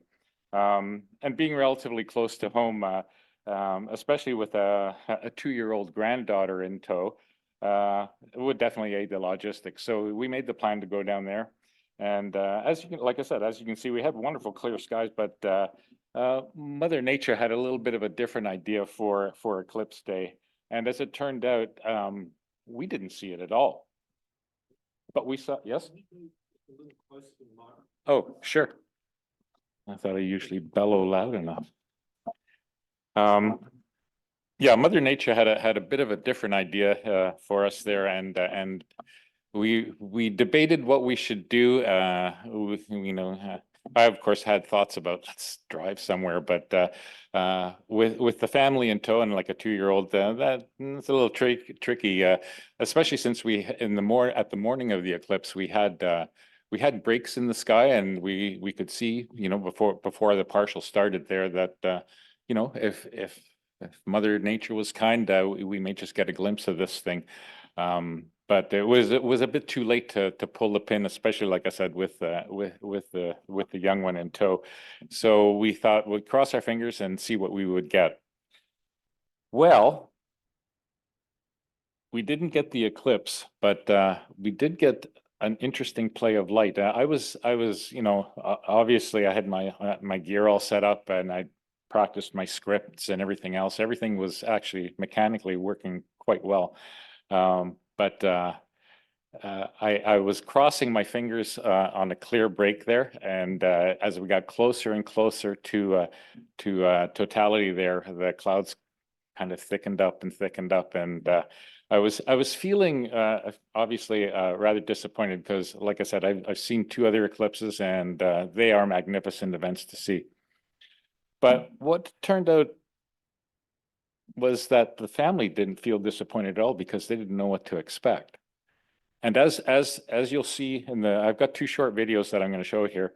As you can see, the shadow of the approaching eclipse was eerie, because the cloud deck wasn't like a woolly blanket. It had structure in it, and the lake, unlike this, you can see the waves here, the lake was extremely calm on eclipse day, and it was a weird shadow play. I've never seen the moon shadow so pronounced, because of the clouds. The clouds seem to magnify the shadow line moving in, and it was approaching us at about just over 1 kilometer a second. So we could see it from the horizon, and you could start to see it get noticeably dark there, and then just the rapid in movement of the shadow as it ingressed. It was amazing. I was monitoring the temperature, and it dropped 9 degrees in a very, very short order, and everybody was like feeling the chills on it, like getting goosebumps. It was quite interesting. So it was a very different experience for me, but it was in fact, I wound up, as we got closer and closer to it, and I was watching the reaction of my family and other people in the area there, and I could see like they were in awe with what was going on, because of the way it darkened so quickly, and the temperature dropped. It was visceral. And I realized I was seeing a dimension of a total solar eclipse that I'd never seen before. So I had to do some last minute jiggery pokery. Like I said, I had the cameras all set up. Everything was ready for a clear sky event, to do some high definition stuff on the eclipse, some of the beautiful stuff that you've already seen. So I had to change my game plan a bit. I'll let this one run. This is a little bit longer of the 2. It's only a couple of minutes. Let's see if I can get it to go. So, oh, no. Can you go back one, Chris, there? It didn't, can you trigger the play on that? There we go. So I just wound up taking discrete stills. This first screen just shows you what I was using. This is with a Ricoh Theta X, which is a 360-degree panoramic camera. So these are individual stills that I took with that camera at various times. It wasn't a uniform time. Like I said, I had to change my game plan, but it spans about 2.5 hours, and captures the scene from about 12 minutes after the start of the partial to about 16 minutes after the end. And you can see the shadow moving in. Eventually it'll come in over the sandbanks formation. This just shows you the time there. And it was interesting. The totality started in 134 seconds, like just 2 minutes there. But look how it got dark really quickly. And you could actually see that moving in.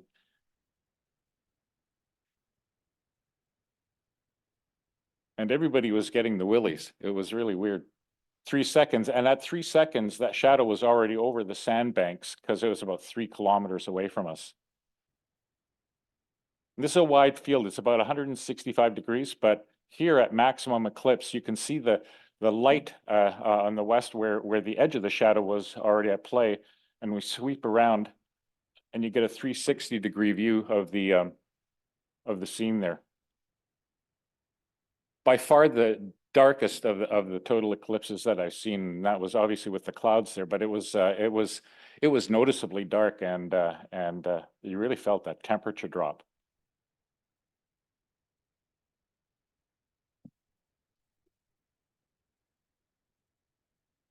And you'll see it move out, and I've got some video in the next video. I'll show you the actual movement of the shadow there. Like I said, these are just discrete stills taken at various intervals.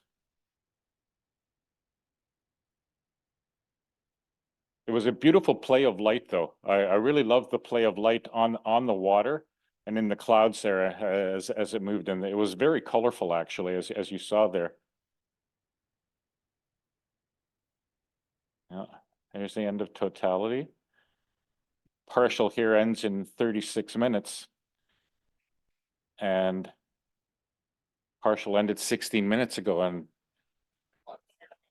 And right? This is one of the few images that my friend James McQuaig managed to bag in our second long intervals. And this was the secondary eclipse that I saw. This is the So my granddaughter was born during a total lunar eclipse 2 years ago. And I said to her parents that I'm going to nickname her Luna. Makes sense, right? I'm an astro geek, and I've got a telescope ready for her when she's ready to handle it. So that's my nickname for her. And because the clouds cleared for us, I'd had a chance to do a Luna eclipse. And her dad was cooperating, getting the angles just right for me. And look at that, she's complete with corona, right? So that was the highlight for that photography. That was a lot of fun to do. All right, the next one I'll show you is, so those were just discrete stills. As I said, I had to disassemble one of my setups there and grab a camera for what I'm going to show you here next. This is there we go. So I've got a few clips here. You can see I captured the satellite images of the eclipse as the shadow moved in. Not yet, Chris. As it moved in, and you'll see where we were. It's marked with an X, and shadow, of course, in the clouds. You'll see that as well. And then I just shot a series as the and it took me a minute. This was really like the literal last minute thing there. I took the camera off the mount, changed the lens on it, and I just shot a bunch of stills, which I'll show you the video actually in reverse first, because I only captured the sequence from the point of maximum eclipse to after the end of totality. And so just a couple of minutes. So I'll show it in reverse first, because you see how bright it was. And then I flip it around and show you it as it progressed from mid-eclipse to the end there. You can let that run, Chris.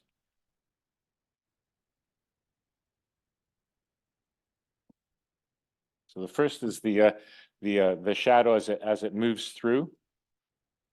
Here's we are with the clouds at the X. Yep, right in the middle of the cloud band. And there we go, boom. Impressive bit of motion. So yes, this was with a Canon RP, and I put a 24mm lens on it, and it's 4 minutes of time. It's about, I think, about 16 or 17 images there. And like I said, I'll show it in reverse order first. But it looks like a video, and you'll see how still that water was when as it progressed. But the shadow movement is amazing. I didn't expect that. You can see it's very, very calm.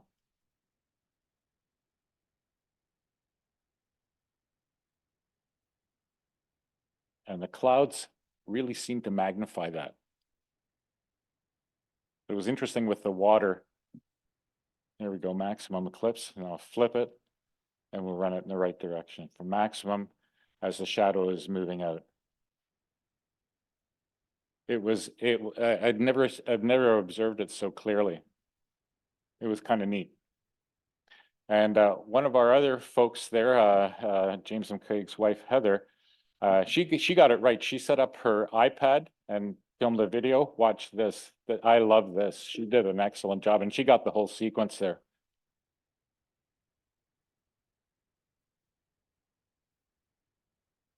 Whoosh. And then the egress as well coming out. But I love the color at the horizon. Whoosh. Oh, we awarded her best photo of the event for any of us that were taking pictures. So it was a great experience. It was like I said, it had a very eerie feel to it with the shadows and the reflections of the light there. So disappointed that I didn't see the eclipse, but you trade off one thing for another, and I wasn't disappointed at what I saw. It was an interesting event, just another aspect, and you got to take what you get, right? Thank you very much.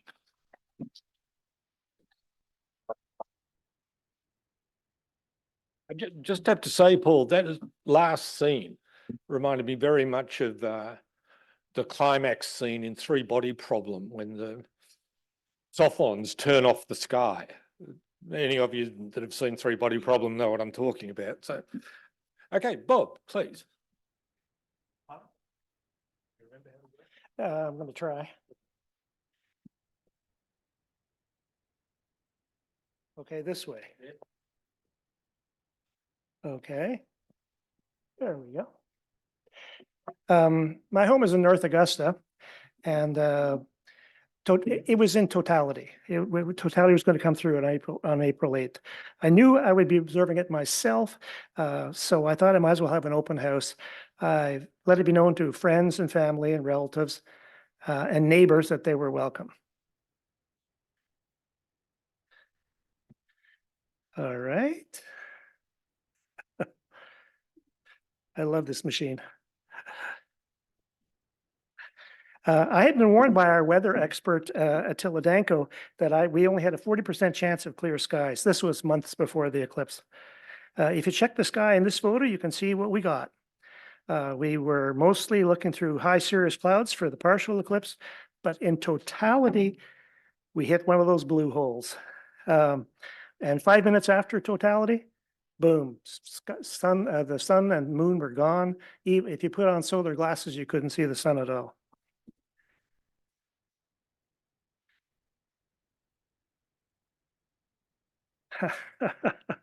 There we go. The crowd numbered about 100 people. 10 or so were friends and relatives. Another 10 had wandered down from Ottawa, mostly RASC members, and the other 80 were neighbors.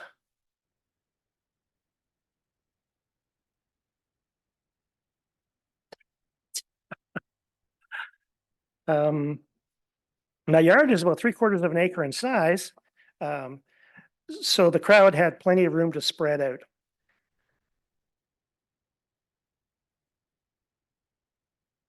I set up my Teleview refractor on my Los Monte mount and had a solar filter on it taped so it wouldn't accidentally get blown off.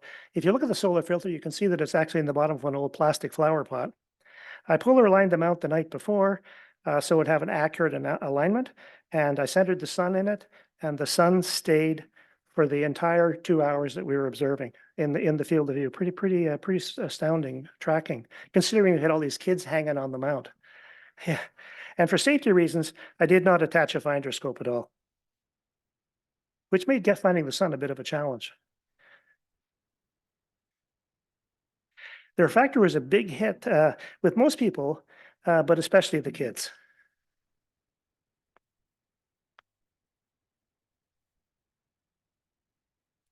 Thanks to the generosity of Andrea, thank you again, we had enough solar glasses for all 100 people.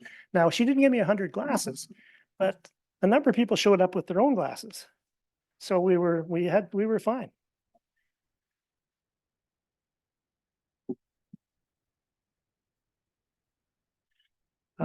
At totality, we were able to observe the eclipse without solar glasses. Because of the clouds, we were able to see the shadow approaching in the distance.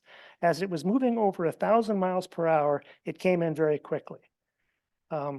fantastic little sequence at the end there for Paul's presentation on that. It's exactly what it looked like when we saw it. The clouds did thin at totality, so we were able to see a diamond ring and Bailey's beads when the moon was covered the sun. The temperature dropped and the red-winged blackbirds all roosted in the nearby trees. As the sun emerged from behind the moon, we saw a second incredible diamond ring, and we could see the shadow racing off to the east.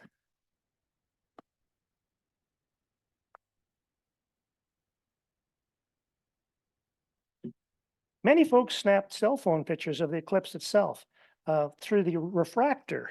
And I'm sorry, of the partial eclipse through the refractor. And I assume most were terrible images, but they make an interesting souvenir.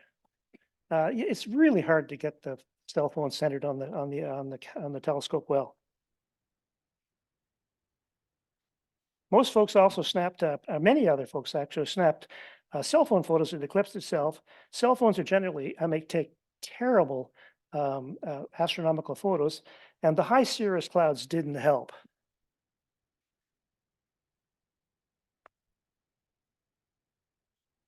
Another cell phone photo. This was actually the best cell phone photo that people submitted to me. I didn't take a single picture. I had my stuff all set up. I didn't take a single picture. Yeah.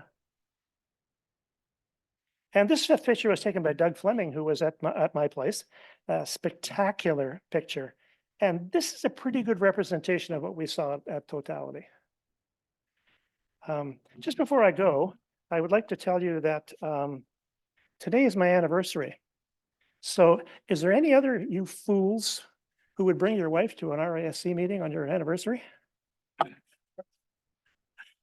You know who I got her to come? I told her Simon might be presenting. She didn't care about mine, but she likes Simon. Have a great day, guys.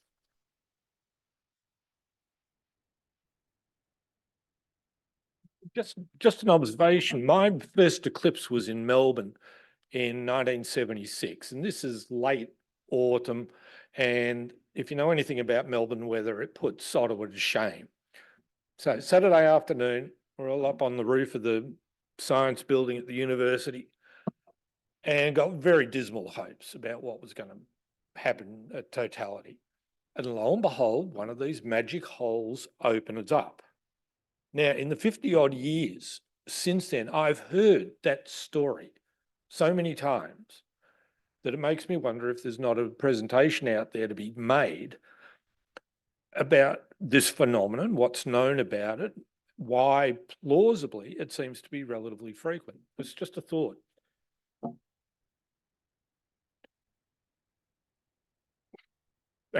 Adam, we've done you, yes?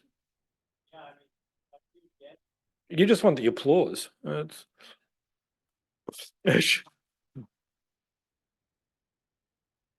Yes, okay.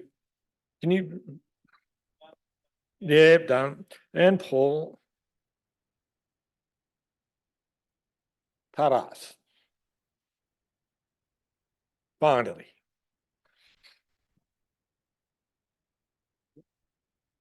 Good evening, everyone.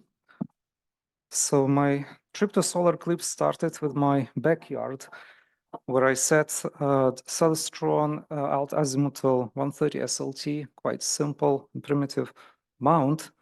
But I had a new refractor, William Optics GT81 telescope, which I wanted to try with it. And I wanted to check the setup 2 days ahead. So on April 6th, the sun looked rather boring like this, with only one larger sunspot in the left part of the disk and a couple of small ones. Our destination for the eclipse was Coaticook. It's south of Sherbrooke in Quebec. The location was chosen based on a forecast. The forecast looked really promising, and actually it was a really good place to observe the eclipse. There was wide opening in the skies for all the time of the eclipse, and we enjoyed it a lot. So on the day of the eclipse, we arrived before on Saturday night. We scouted the place, chose the location in a park close to the beautiful Coaticook Gorge. Major part of the night was dedicated to setting up a script for Canon cameras, which would control the exposures, different phases of the eclipse, enabled bracketing and control the camera accordingly. Special thanks to my friend Andrew Brown, who improved this script for Magic Lantern, and it's an application which fits into regular SD card that you put in the Canon camera and improves its or extends its functionality. So he helped me with testing it as well. And this image is a partial, taking about like exactly 2:53 p.m. when the ingress was happening and the shadow was approaching, and the moon was approaching the sunspot.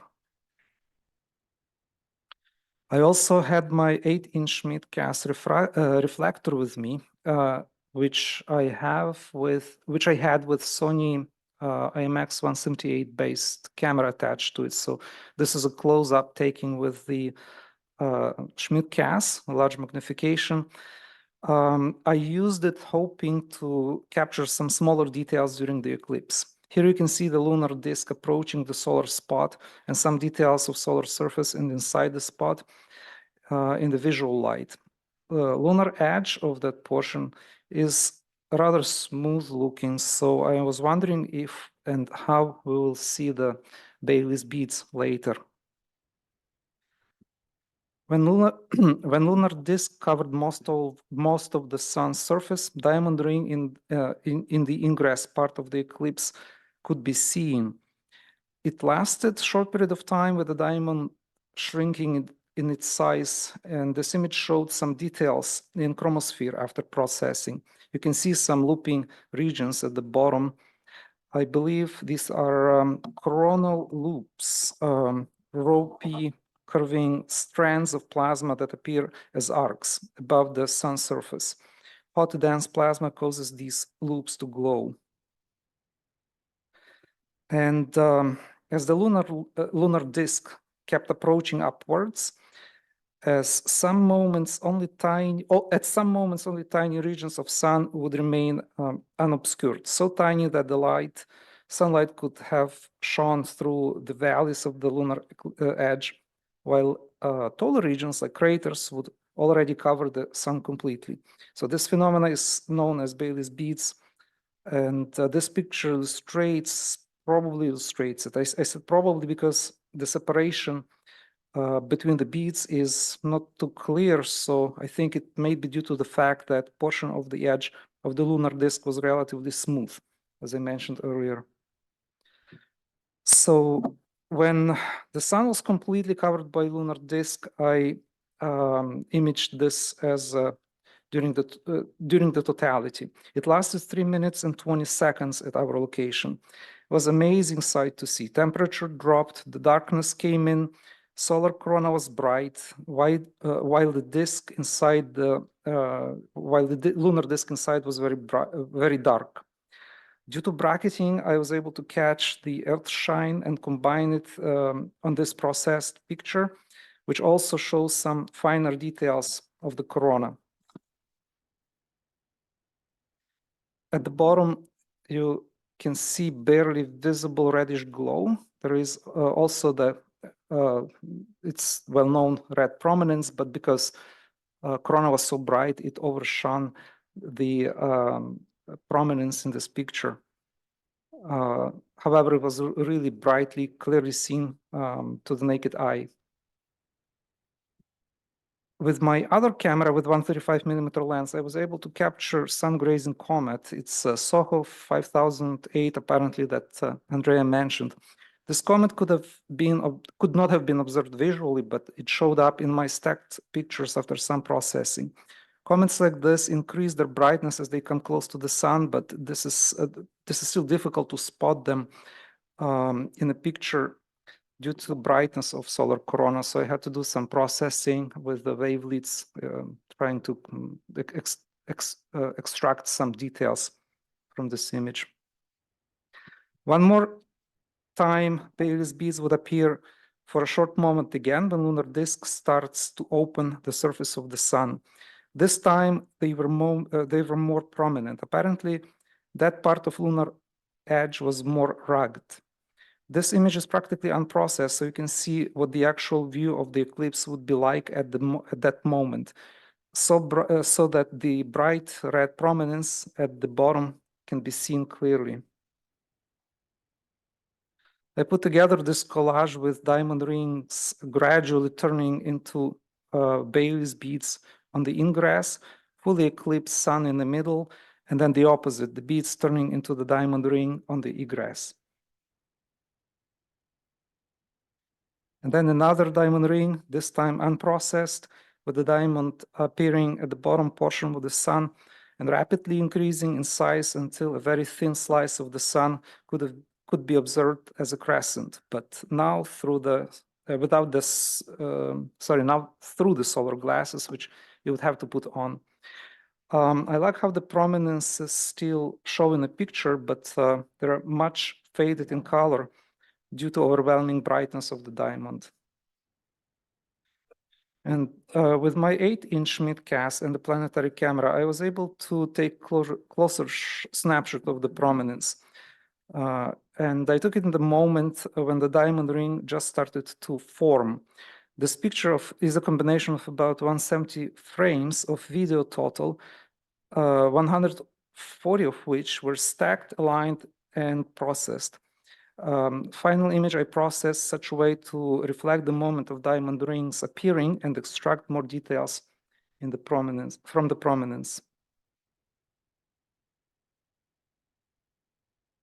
And can we play the video? Oh, yes, please. So that's a time lapse which I shot of the entire eclipse. Luckily, there was no clouds, and as I mentioned, for the duration of the entire eclipse, except for thin layers, which wispy clouds, which came later. That's the prominence in the video that I mentioned, taken with the planetary camera. Now you see the moon going away, and that's the time when I had to put the filter, solar filter on. And second partial phase with the moon going away. Thank you.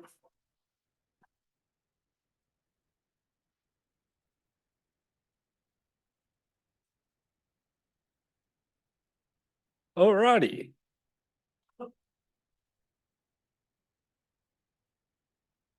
If you think we're done with the sun, you're wrong.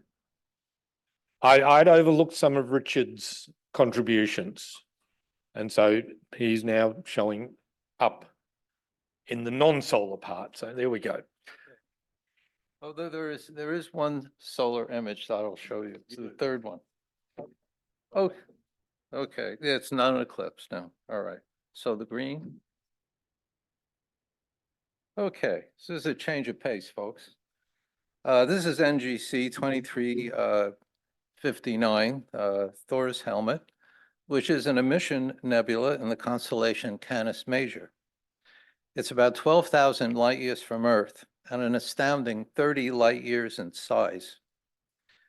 A large bright star near the helmet's center is a Wolf-Rayet star, a rare type O star, which has created this interstellar bubble by the force of its stellar wind.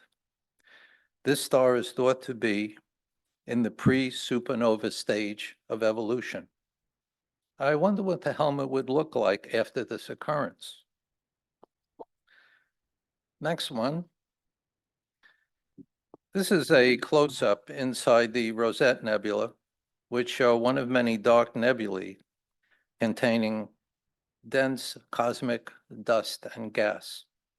These are called Bok globules, named after the Dutch-American astronomer Bark J. Bok, who suggested that these globules may be condensed clouds of interstellar gas and dust in the process of contracting into stars.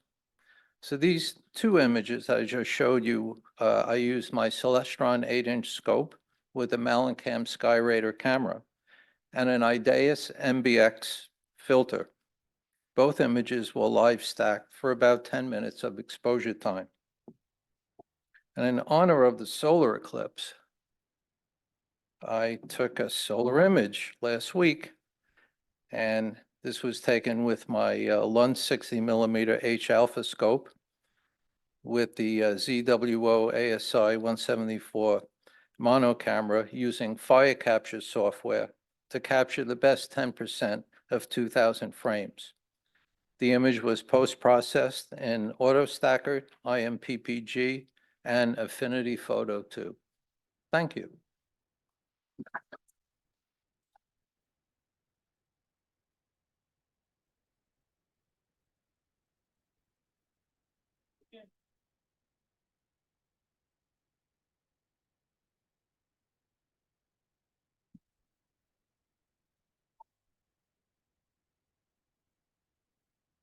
I really don't know how to speak to these, but thank Olivier for them anyway.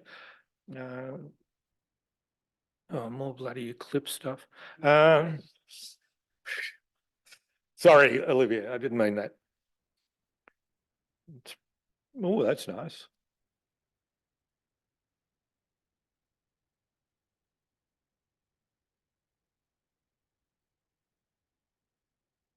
Okay, here's your irregularities, Taras.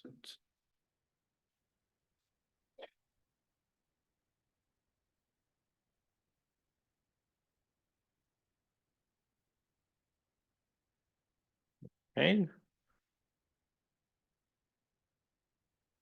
egress.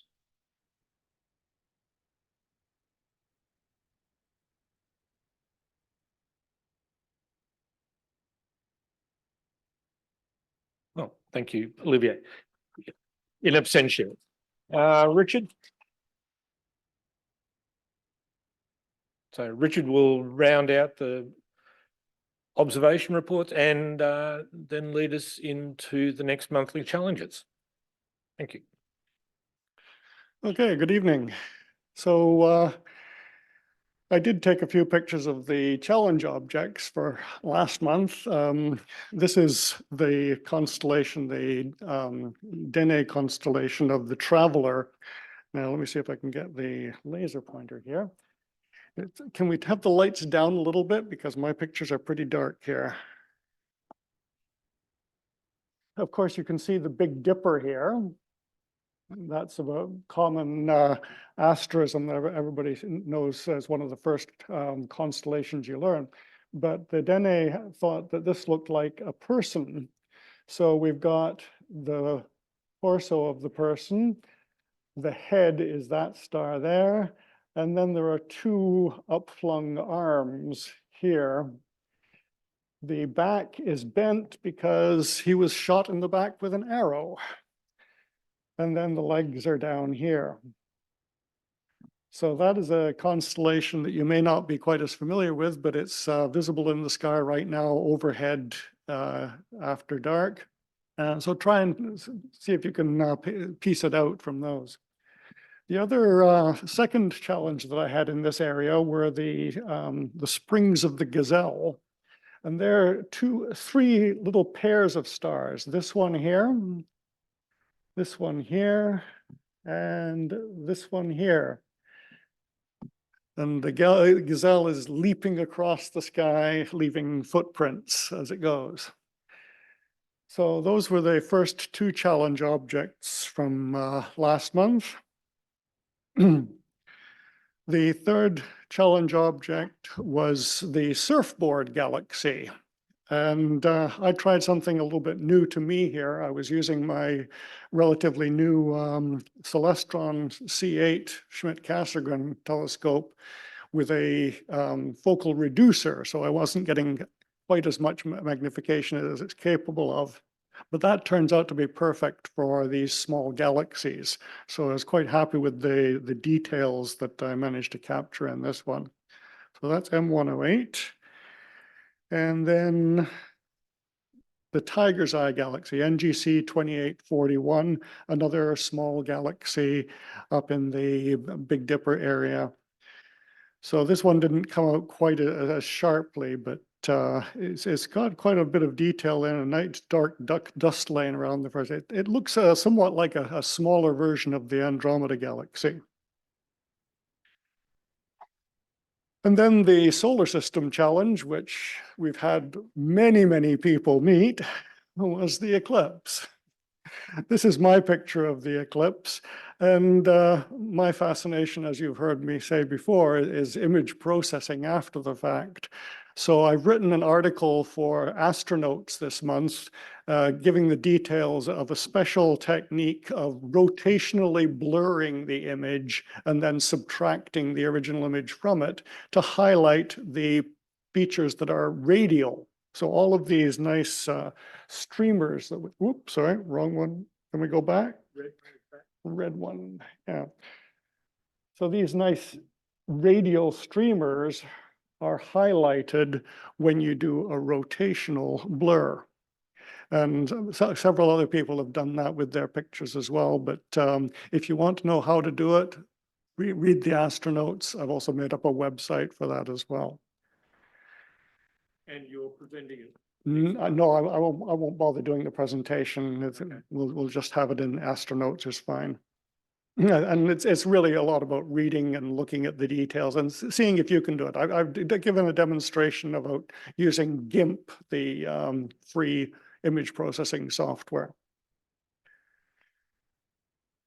And then there is the looking for the supernova. It hasn't happened yet, but Corona Borealis is now becoming much easier to find in the evening sky. It's just to the left of Arcturus.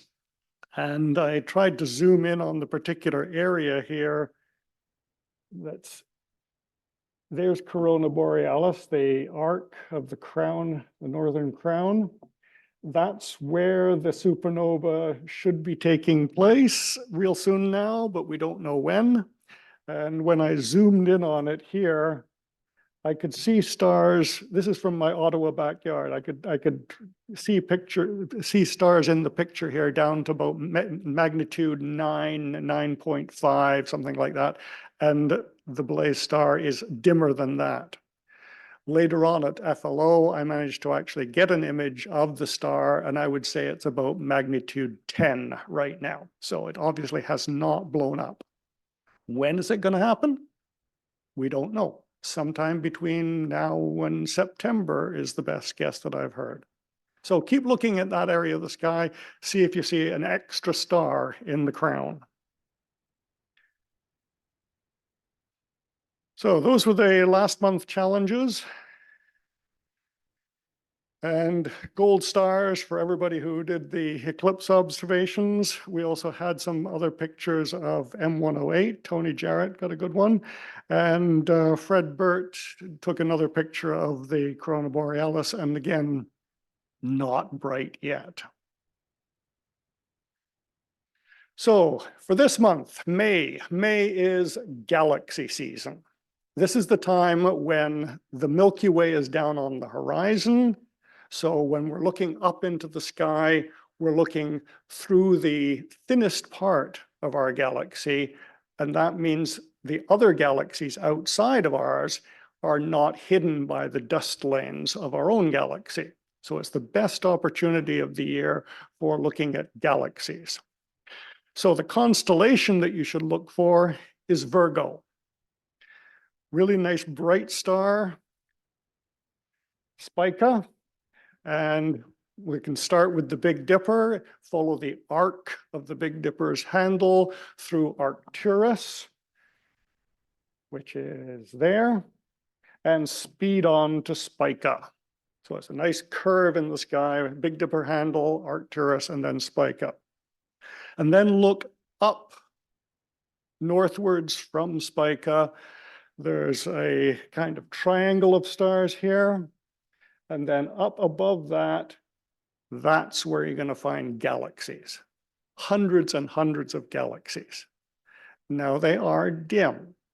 You're not going to see them with your naked eye. But the next challenge is, can you see them with binoculars? I think you probably can. especially if you come out to FLO or go to some other dark area, you should be able to see some of the brighter galaxies with binoculars. Try for M49, M87. They're about magnitude 8, 8.5. So they should be visible in binoculars. So see if you can find them. The next level challenge is take a photograph. And how many galaxies can you fit in a single picture? I've done this myself, and it kind of blew me away because it looked like my version of the Hubble Deep Field. You're taking a picture of dark area of the sky, and when you look at it closely, galaxy, galaxy, galaxy, galaxy. They're all over the place. So how many galaxies can you fit in a single frame, a single field of view of your telescope and camera? And then for the level 4 challenge, what is your most galaxy? The most superlative, the biggest, the brightest, the smallest, the dimmest, the farthest, the nearest. Tell me about your favorite galaxy in Virgo. So let's see if we can get some observations. The Discord server is a great place to post them if you don't want to wait for the meeting, or present them at the next meeting.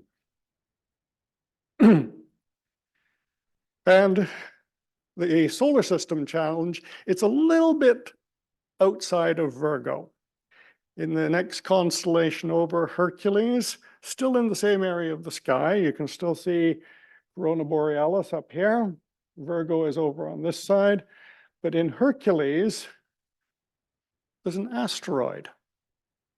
The second asteroid that was ever discovered, Pallas.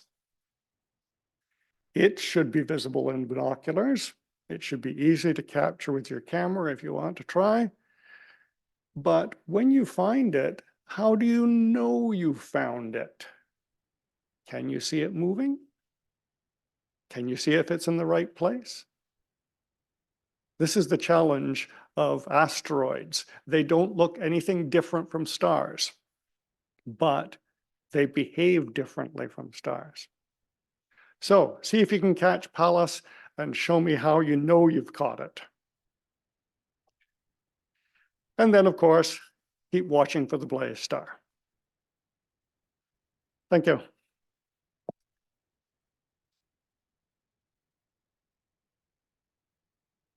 Okay, so there you have a outline of the possible agenda for next month's meeting. You can scratch,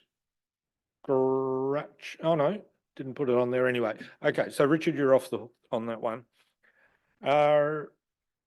Estelle's pick of the month, discovering Pluto. I presume that's all about New Horizons, yes? Okay. Sounds like a good read. Thank you. Reminder, Fred Lossing Observatory, members only, members and friends. We do have regular members star parties out there near Almont, the next of which is next weekend. All things looking good, courtesy of Astrospheric. The usual gang of villains, the people who keep the place running. 85 in the room and 54 on Zoom. That's got to be close to some sort of record, yes? I don't know.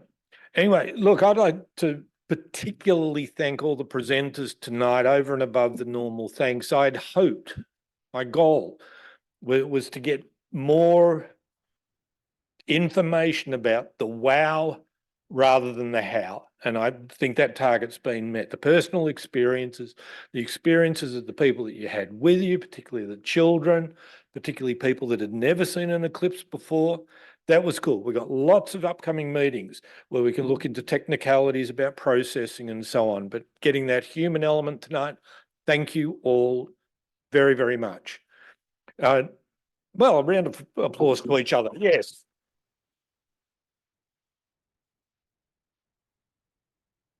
Also, thanks go to RASC National Office, who provide us with the Zoom account by which we're broadcasting the services here, and Tech Support and Logic, the staff here at Chasm who put up with us on these Friday nights. And to Chris up there in the booth, the voice of God from on high. And also thanks to the Webster miners who help with running around with microphones and giving out tickets and so on. Another round for them. And the boyfriend. Oh, yes, okay. So as usual, any comments, criticisms, whatever, to me as meeting chair at ottawa.rasc.ca. After this, I need a beer. So Liam Maguire's on St. Laurent Avenue, good food, good beer, very good beer, good company. Please join us. Next meeting, Friday, June 7, same time and place. Is it not, Dave? Yeah, we've got to update that picture. Okay, but that's correct at the moment. There's some small doubt about what will happen. Yeah, so June is booked, July, August, maybe we're working on those. So thank you all very much. I think we kept remarkably well to time. So again, thank you to all the speakers for that. And we'll see you in a month's time. Thanks.